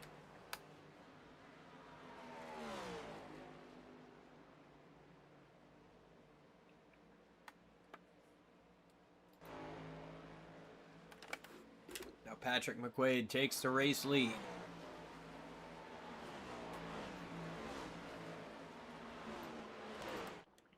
Oh, Rose overshot his box. He's taking tires too, so he's gonna be behind. He's taking 4 tires. Tom Bourne coming up off of the corner, and look at this, the top 4. Or what will be the top 4 once Patrick McQuaid comes in and makes his stop. They are all under a blanket here, Alan, with 20 laps, 50 miles to go. This guy's all under a blanket. And one of the most organic finishes you could find. Only 1 caution came at the halfway point. Final pit stop has been made. Tom Bourne in the race lead. Chris Otto down to the inside. Otto gonna get clear coming up off of turn number 2.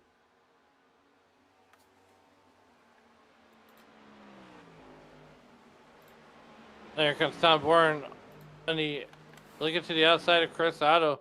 A double natural, 36 seconds ahead of this battle going on right now.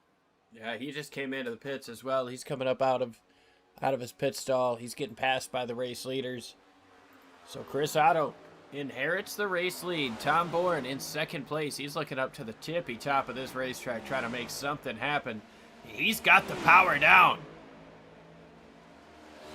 Side by side, Tom Bourne takes it on the outside of turn number 1. That's not a move you see often, Alan. No, not exactly. Especially your Pocono. It's hard to make that power move. If they're door handle to door handle, they're going to run out of room.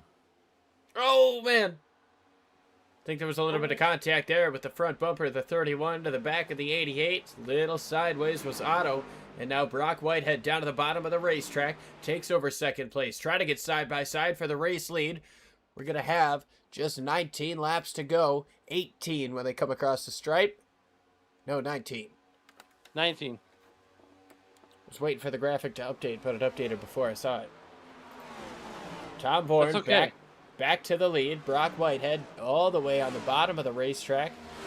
Tom has found something. Oh, Chris Otto gets up to the wall. Tom has really found something on the outside in turn 1 here in Pocono. Well, just ahead of him, Matt Mettler blinked out. Where he responds, nobody knows. And at 19 lets go, Tom Bourne leading Brock Whitehead by a quarter of a second.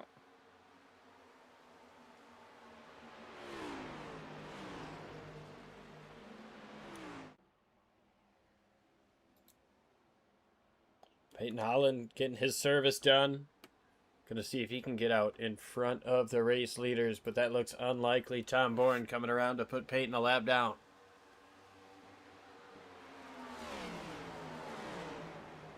Bourne really starting to drive away with this run up on the outside in turns 1 and 2.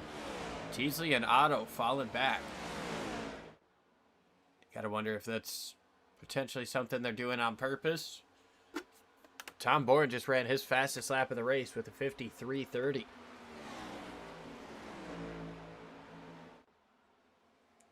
Oh, and he tagged the wall there. And Tom Bourne leading the way now, with Brock Whitehead a half second behind him. Tad Teasley with a 1.2 second deficit to Tom Bourne. 18 laps to go to win the cross stripe. It's going to be 17. Looks like Greg Wood Jr. got up into the wall there, potentially racing with Noah Jackson.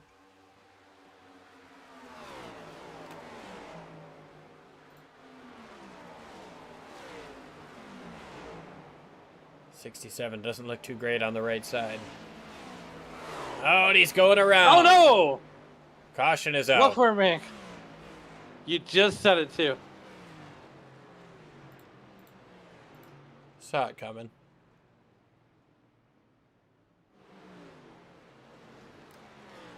That type of damage getting into the corner, you knew it was going to be risky, and I mean, he did as best as he could to, you know, keep that out of everybody else's way, but just kind of the way that car was wiggling, it seemed really unsteady and unstable, and he had a lot of speed there. Tough break there for Greg Wood Jr., and well, I mean, he's still on the lead lap, but back end is definitely pushed in a bit.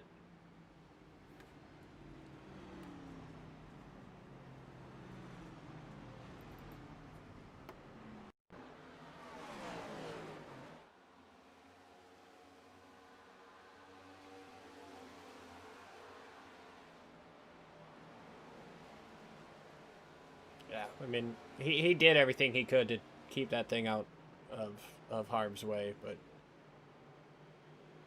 This wasn't meant to be. so we'll take a look at the full sequence here. We'll look at it from high above.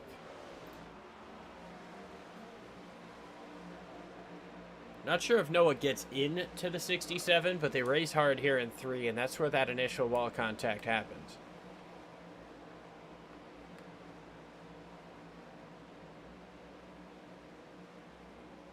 Oh yeah, Noah gassed it up. Touch Looks the like they left both front, ran or out of touch, yeah, touch the left front of Greg Wood Jr. and just pointed that thing up a little too far. Got him into the wall, and yeah, you can see it wiggle there, try to keep it. There's the big wiggle, and then the spin.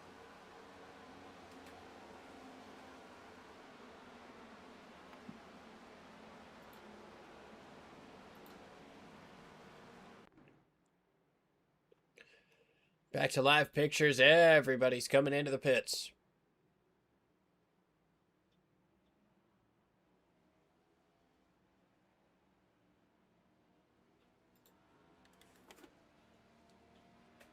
It is fresh tire time.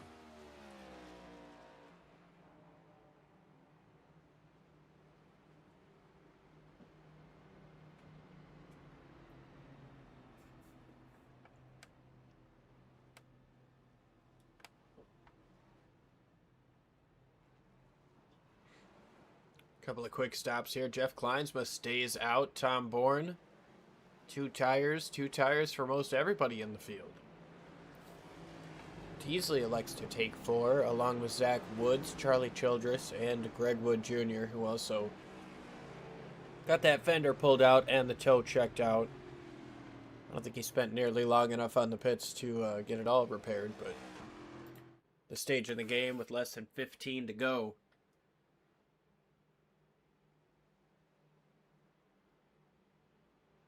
Track position's king. Yeah, especially at a place like Pocono was here with 14 laps remaining. And this one in Look at Jeff Kleinsman out there to the lead. Yeah, elected to stay out here. Last came in on lap 77, a little bit later than most everybody else that came into the pits.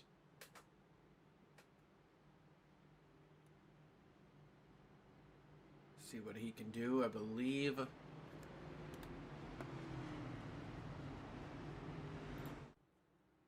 Peyton Holland is going to be our lucky dog. Sponsored by weltsclothing.com. Came in to make his pit stop.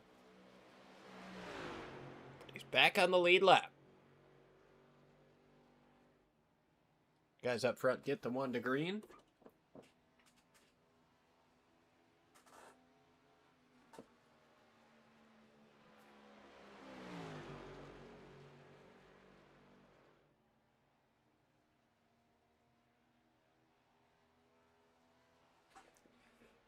I know, Alan, there's only going to be 13 roughly to go when we take the green flag. But Peyton Holland has been given a new lease on life here. He's back on the lead lap. He's had one of the fastest cars in the field. He just came in and took 4 tires when a lot of the guys up in front either took 2 tires, or if you're Jeff Kleinsma, you have not yet made a pit stop.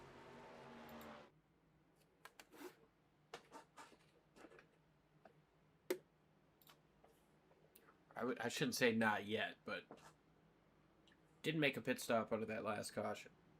No.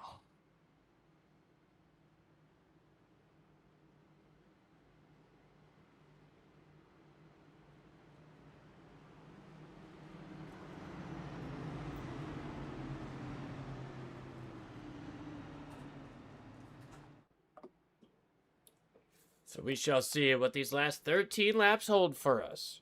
The Muffler Man caution, out for just the 2nd time today. And honestly, one of the toughest racetracks that these guys race at all year. Call it an oval, but it's truthfully not. It is a tricky triangle. And it is a tough task. These guys getting ready to figure out who can be the best, who can tackle this triangle. Pace car makes that hard left turn. Field is in the hands of Kleinsma. Green flag in the air. Sponsored by Milwaukee Tools. Kleinsma able to get out front. Brock Whitehead moves up to the top in front of Tom Bourne. Tried to get side by side for the lead. He's got a nose out there, but not quite enough to keep that move. Tom Bourne goes way wide up into the wall. He's going to make it stick. Look at Tom Bourne. All the way down to the bottom.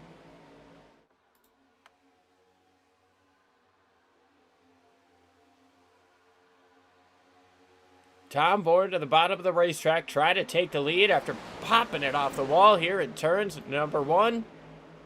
These guys getting sideways coming up off of turn 2. It looked like Davies got sideways, but oh, Peyton Holland all the way down to the bottom. You know he's going to be aggressive.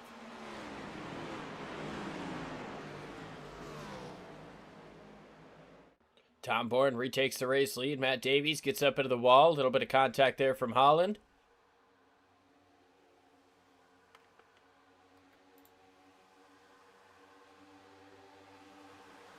Brock Whitehead to the bottom of the racetrack. Tom Bourne is really working that outside well. Here comes Brock Whitehead up the racetrack. He was able to get his nose in front of Tom. Not going to try to side draft him down the backstretch. He saw what happened when Peyton did it.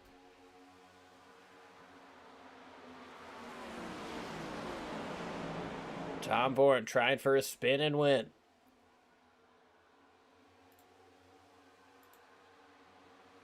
Here comes Teasley to the middle. Not enough space. Peyton Holland gets down to the bottom as Teasley slides up. Dalton McKenney checks up. Holland makes a little bit of contact with Teasley. Otto hits the wall pretty hard. Stewart gets into it behind him. Not quite as hard. Now Otto goes all the way to the bottom of the racetrack. Swerves White back up. Right up the racetrack. Otto setting this up. He's got a 3-wide battle behind him. There's Peyton Holland getting contact with Adam Stewart. Teasley getting contact with Adam Stewart. Going to be 4 wide coming up off of the quarter, and everybody bouncing off of each other here. The final 11 laps. This guy's racing hard for a top 10 spot. Peyton Holland gets hit in the door. A little contact there with Adam Stewart. Davies gets into the back of Stewart.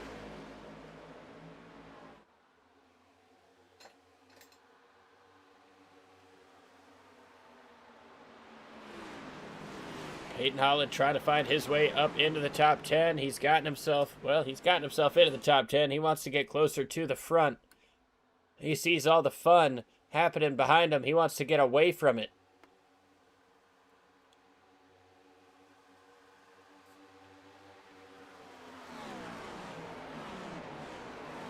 Peyton gets into the back of Stewart there. Now up the racetrack goes the 18.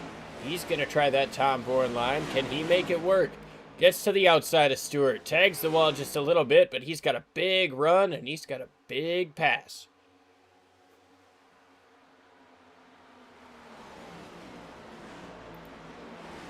Three wide here through the tunnel turn. That's never good. They make it work. Greg Wood Jr. aggressive, trying to keep Zach Woods behind him.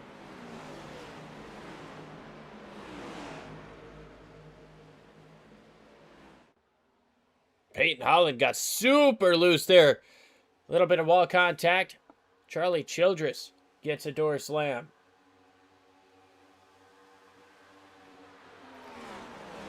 Noah Jackson's moved into second place over Brock Whitehead. Tom Bourne still holds out of the race lead, but the fastest lap of the race was just set by the car in P2. Number 87, Noah Jackson. It's about 0.4 of a second between first and second place here with 8 laps to go. 8 laps is still 20 miles.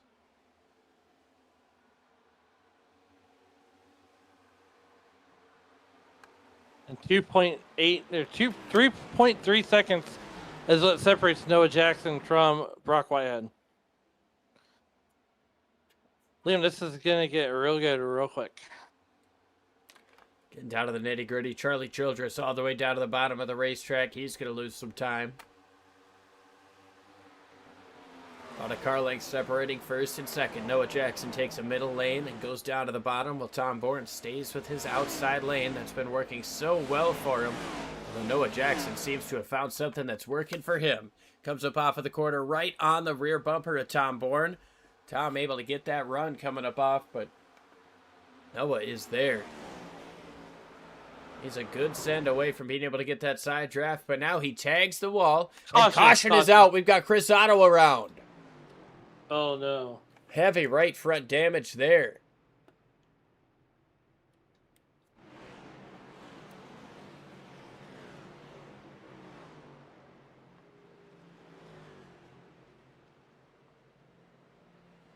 And the caution is out once again here with 7 laps to go. 6 laps to go. I think that's Next going to time bring around. us in. I think that's going to bring us into a natural green-white checker. Oh, Kleinsma got into him.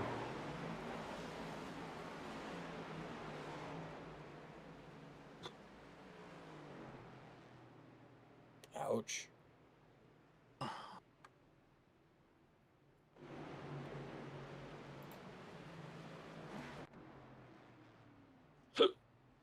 Ooh.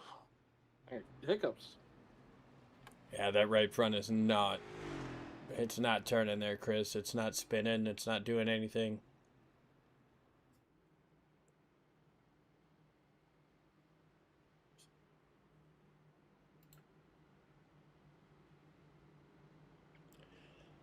Well, we're going to go ahead and step aside one final time. Be right back with the finish. Premier Racing Setups is the longest running setup shop on iRacing. Our monthly subscription options start as low as $20 a month. We offer setups for dirt oval, asphalt oval, and road racing, covering a wide range of cars and skill levels. Built and tested by top-tier sim racers, this isn't just a business, it's a community of competitive drivers. If you want to better your iRacing experience, head over to PremierRacingSetups.com today. And remember, if you don't get one, you're going to chase one.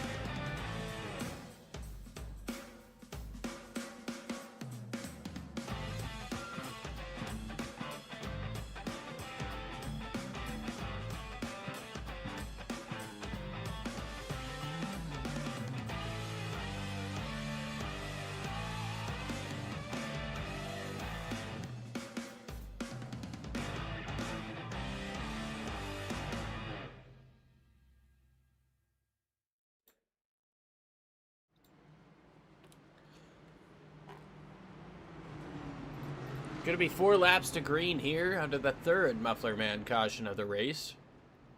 4 laps to go under green flag conditions, I should say. Liam Ervig and Alan Bergen up in the booth. Been a phenomenal one. A lot of green flag running, but these guys have not been able to get away from each other. Tom Bourne got turned around down the back straightaway at the halfway point in this race and is now leading. Noah Jackson. He's always quick. We know how fast he is. Take one last look here at the playoff standings coming into this race. And like we've said, Noah Jackson, Chris Otto, they look pretty safe. Chris Otto now doesn't look quite as safe with that damage. Just kind of goes to show, Alan, that you can never say never, and it's not over till it's over.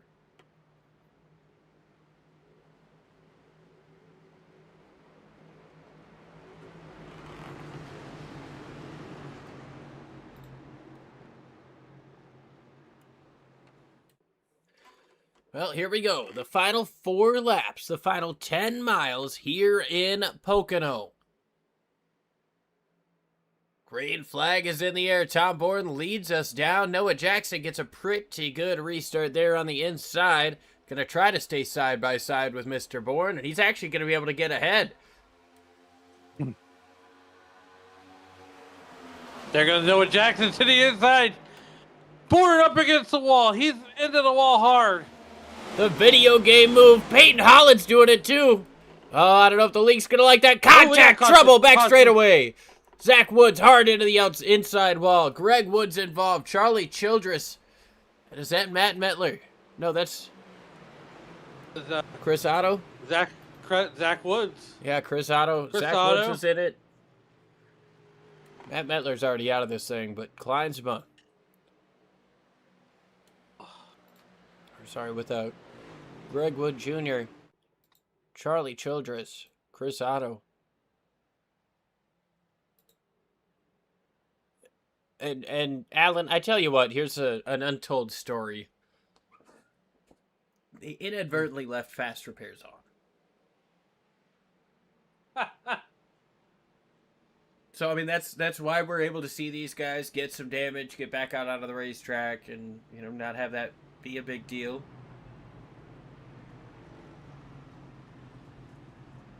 But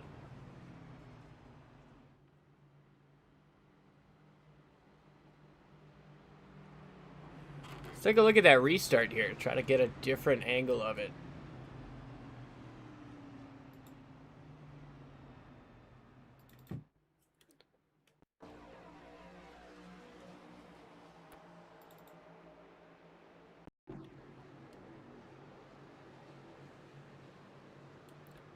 Noah Jackson and Tom Bourne, 2 of the fiercest competitors that we see week in and week out here in the EOL Race Rap Guide Cup Series. Oh.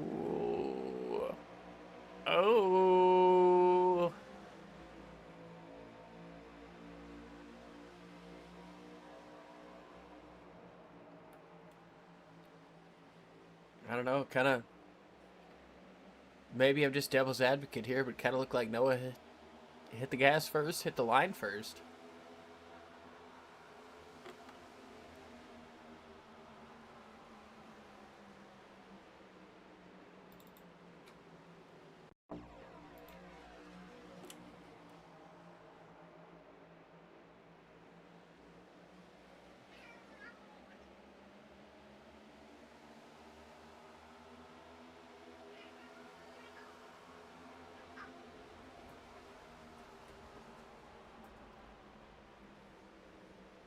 Be like that. Low tap.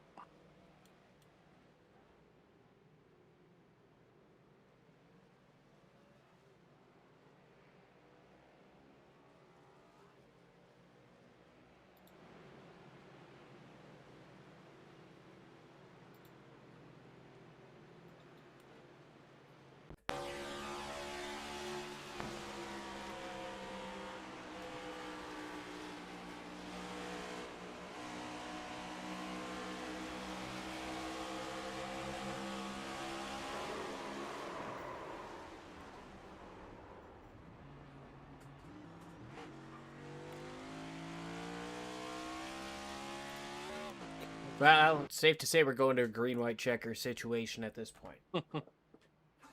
That's okay.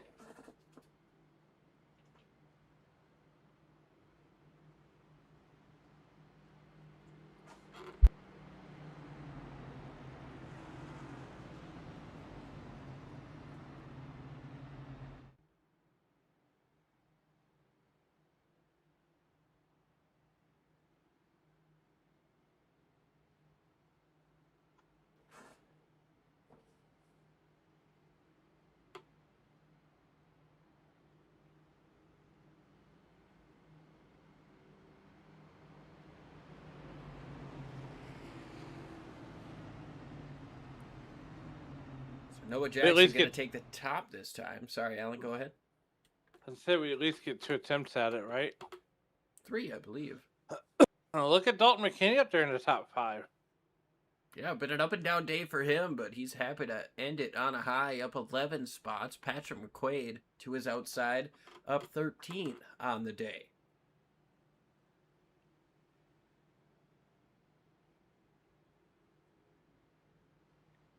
So Tom Bourne going for the spin and win. Noah Jackson looking to solidify his bid for the championship by increasing his lead. Two completely different storylines going on, and I believe, take another quick look here, Tom Bourne is just barely on the outside looking in. 10 points back. A win would be monumental for him.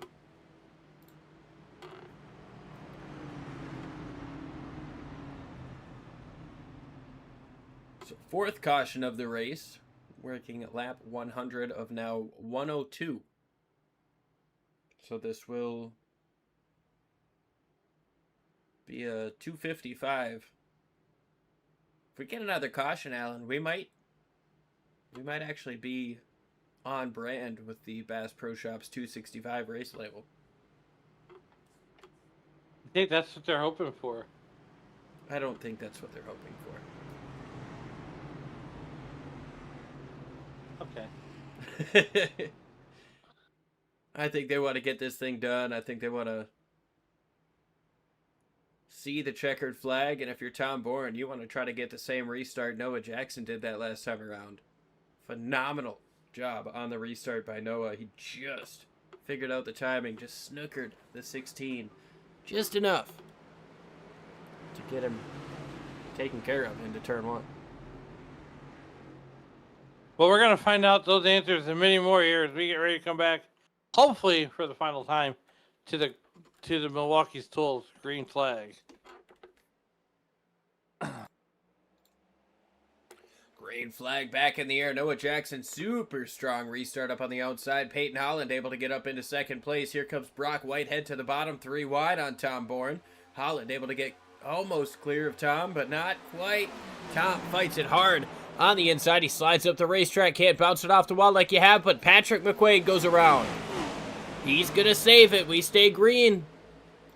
Noah Jackson into the race lead. Peyton Holland in second. Brock Whitehead going to try to help his teammate get a little bit of a tow down the back straightaway. Single file down the back until you get to about 7th place where you got Rose. Side by side with Teasley. Tom Bourne going to slide up the racetrack. Almost hit the wall as he tries to make a move to the outside of Brock Whitehead. Coming to the white flag, Noah Jackson has 2 car lengths through the final corner. Coming to that white flag, the all-important white flag. Do not want to see the caution come out before it happens, and it doesn't look like it will. All the way to the bottom of the racetrack goes Noah Jackson. Holland follows him, but there is no help for the 18. We are in the white flag, sponsored by Crawford and Noah Jackson, looking to get it done here in this one. Jackson out in front to the tune of about 4 car lengths. Got a great run coming up off of turn number 1. It's going to take a mistake out of the 87, I think. This man coming out here trying to show why he is the favorite for the championship in just 2 weeks' time at Homestead. He's going to come through the final corner with half a second or more over Peyton Holland. Tom Bourne trying to take away second from Peyton. Got a huge run coming up off of the corner. Contact is made with the outside wall. That's irrelevant. Noah Jackson wins the race, crashing. Coming up off of turn number 3, Dalton McKinney, Christian Rose, they crash But Noah Jackson, not only does he win the race, but he put the fastest lap of the entire race down on the final lap of 52.85. Noah Jackson solidifying himself as a favorite for this championship. And wow, Noah Jackson so close, and yet here he is in victory circle. Tom Bourne gonna give him a bump for congratulations. Yeah, Tom did everything he could there to try to take second place on the last lap, trying to get himself closer. You see some love in there from Chris Otto.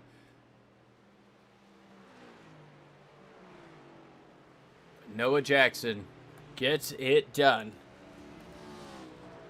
Just going to increase that gap. And I mean, he is all but guaranteed to make it into the final championship race.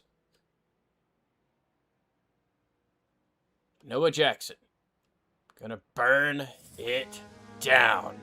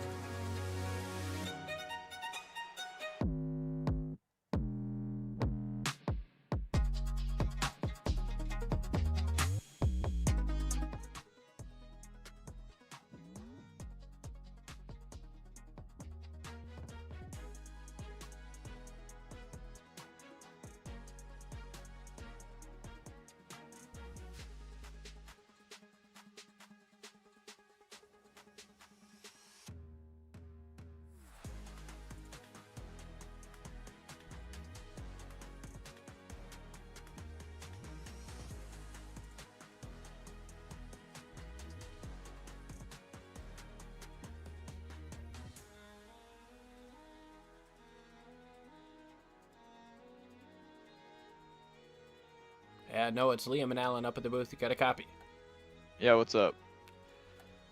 You won the race. You're up on the top step of the podium, man. That was a phenomenal show you put on, and a great restart is what I will say about that second to last one. What did it take to pass as many cars as you did? I mean, I know you started third, finished first, but traffic seemed to be a tough ask today. Yeah, the dirty air was definitely a key tonight. Every time you would get close to a car, you would just eat up the right sides, and it just was clean air. That's all it was tonight. You just had to have it, and I honestly don't know how I didn't get a penalty for that restart. I honestly thought I jumped, but I mean, I guess I timed it perfectly, so we're just gonna have to take all that we can right here and hopefully continue this throughout next weekend, definitely at Homestead. Yeah, I mean, you've solidified your lead. I mean, you came into this race 44 points to the good. You're going to leave this race, basically, you don't even have to show up next week to make it to Homestead.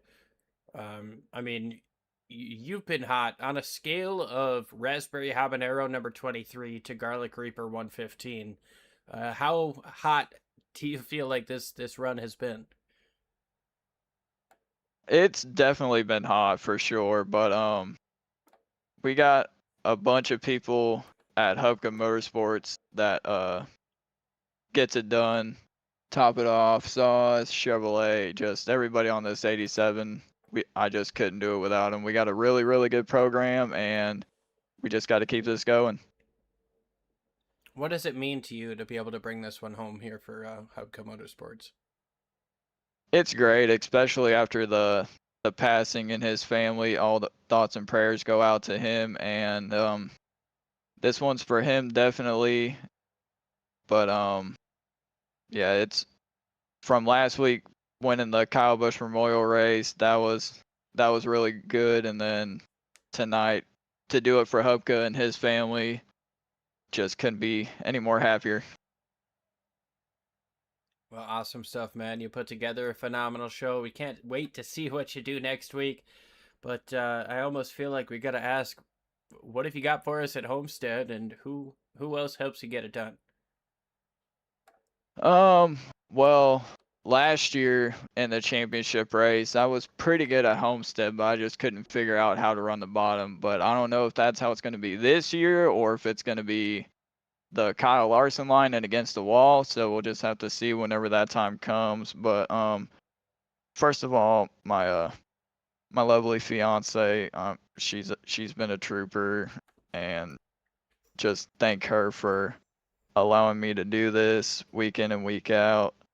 Hubka Motorsports, Top It Off Sauce, Chevrolet, just everybody that we got as a partner right now. Whitehead Speed Wraps. Just couldn't do it without couldn't do it without everybody.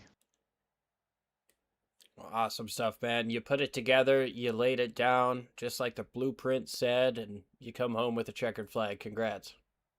Thank you.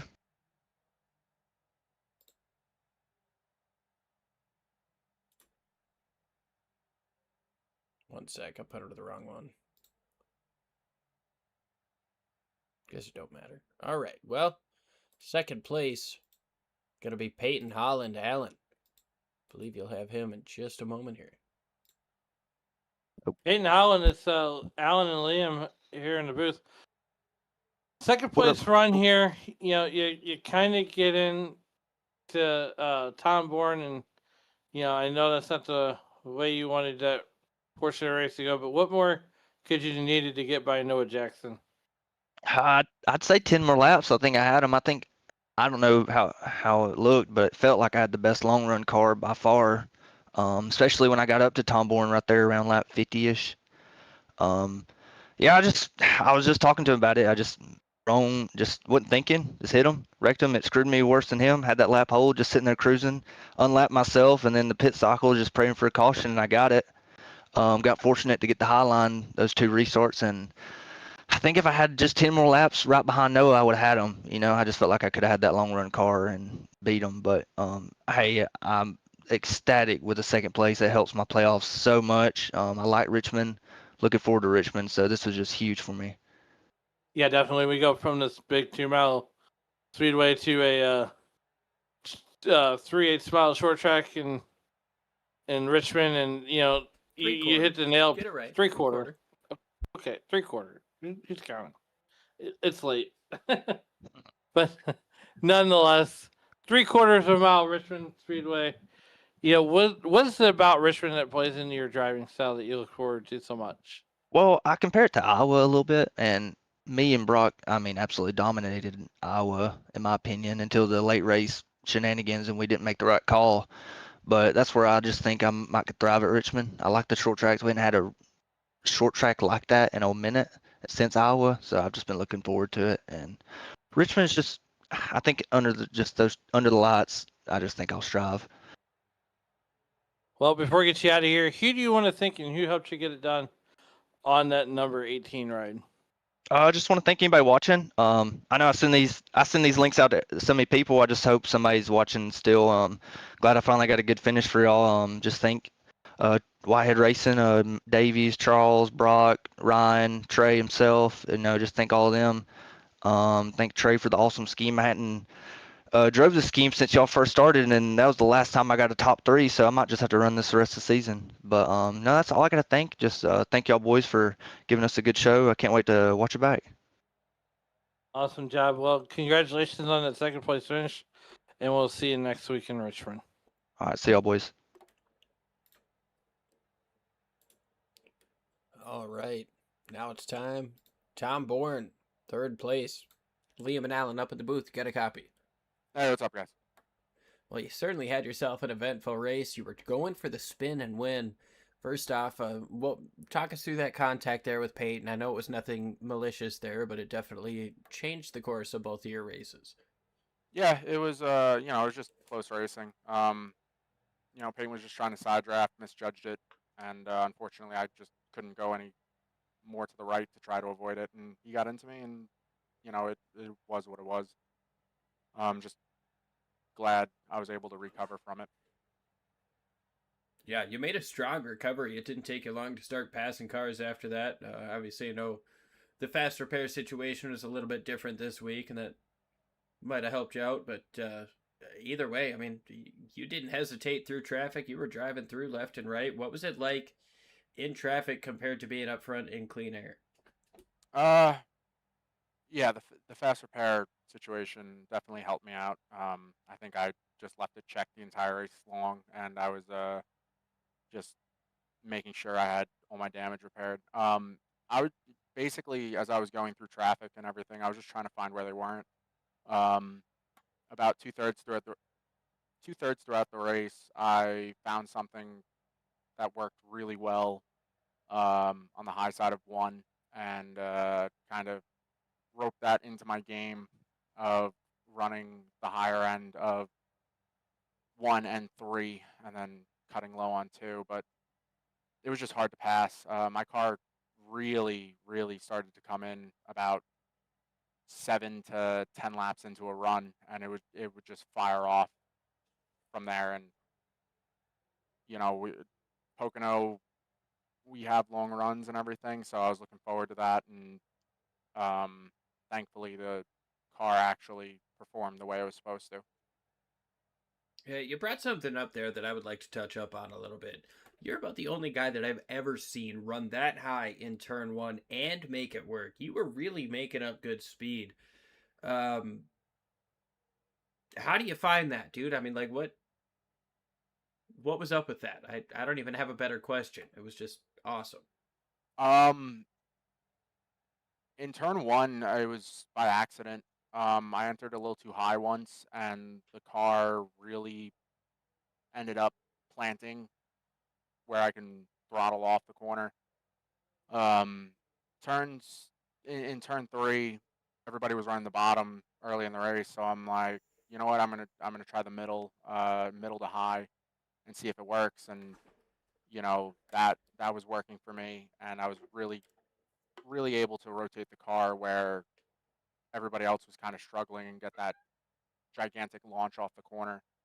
Um, but yeah, I was just searching while going through traffic, and like I said, I think it was about 10 laps in to a run, and I found that, and I just rolled with it, and I knew if I had to defend anything, I could use that line, and I didn't show it much because I didn't need other people learning it and realizing. So I guess it was a happy accident, if anything. Well, awesome stuff. It was definitely happy for us. It made things pretty wild up here, but you had a phenomenal run. You're a little bit closer to that playoff bubble. I know you were, I think, -10 coming in. Finishing third should help you get closer. Moving into Richmond, what do you got, and who do you want to thank for such a strong run? Yeah. First off, I want to give my condolences to Hubka and his family. I know it's not easy and everything, so we're here for you and everything like that. He's been a good friend of mine for years now, and I always love racing with him. So I'm probably gonna text him after this and see how he's doing.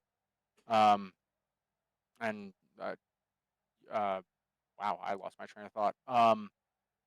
You guys are putting on a great broadcast, week in and week out.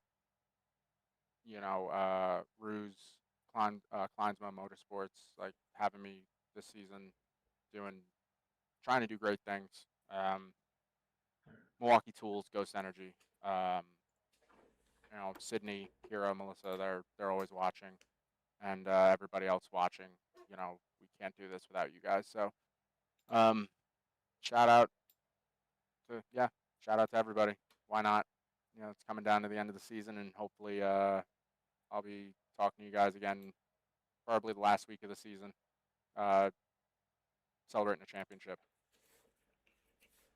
Well, awesome stuff, Tom. Thanks again for joining us, and congrats on the P3, and we'll see you again next week. That's what I'm hoping for.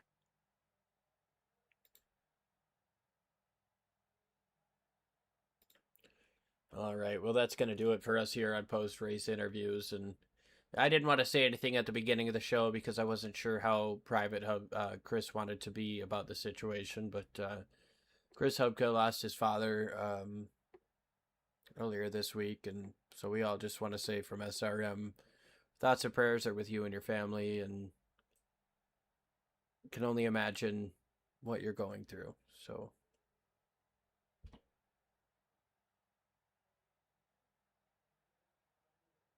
Alan, give me a segue. Well, before we get out of here, let's take a look at those final results one more time. As we just heard from our top 3 finishers. There they are. Finishing fourth would be Brock Whitehead. Tad Teasley going to bring it home 5th. Adam Stewart going to bring it home 6th. 7th will go to Jeff Kleinsma. Zach Woods gets the top 10. Patrick McQuaid gets 9th. And then rounding out your top 10, Kristen Rose. The rest of the results will scroll at the bottom of your screen. And we went 255 miles at 102 laps on a 2.5 mile oval. 13 different lead changes between 10 different leaders. 4 cautions for 12 total laps. Patrick McQuaid in the double natural and Hubka Motorsports is your hard charger up 10 spots. Tom Bourne led 32 laps. He gets the most laps led.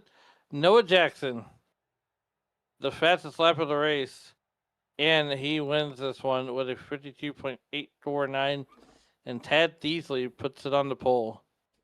And Liam, we are out of here. It is time to go. It's time to pack this thing up here and head to Richmond. But before we do, we're gonna close out the show like we do every Wednesday, and we're gonna do it for Dale. Be like Biv. And as our good friend Tony Trapasso would always say, as you walk through the streets of life, please don't play in traffic, everybody. Good night.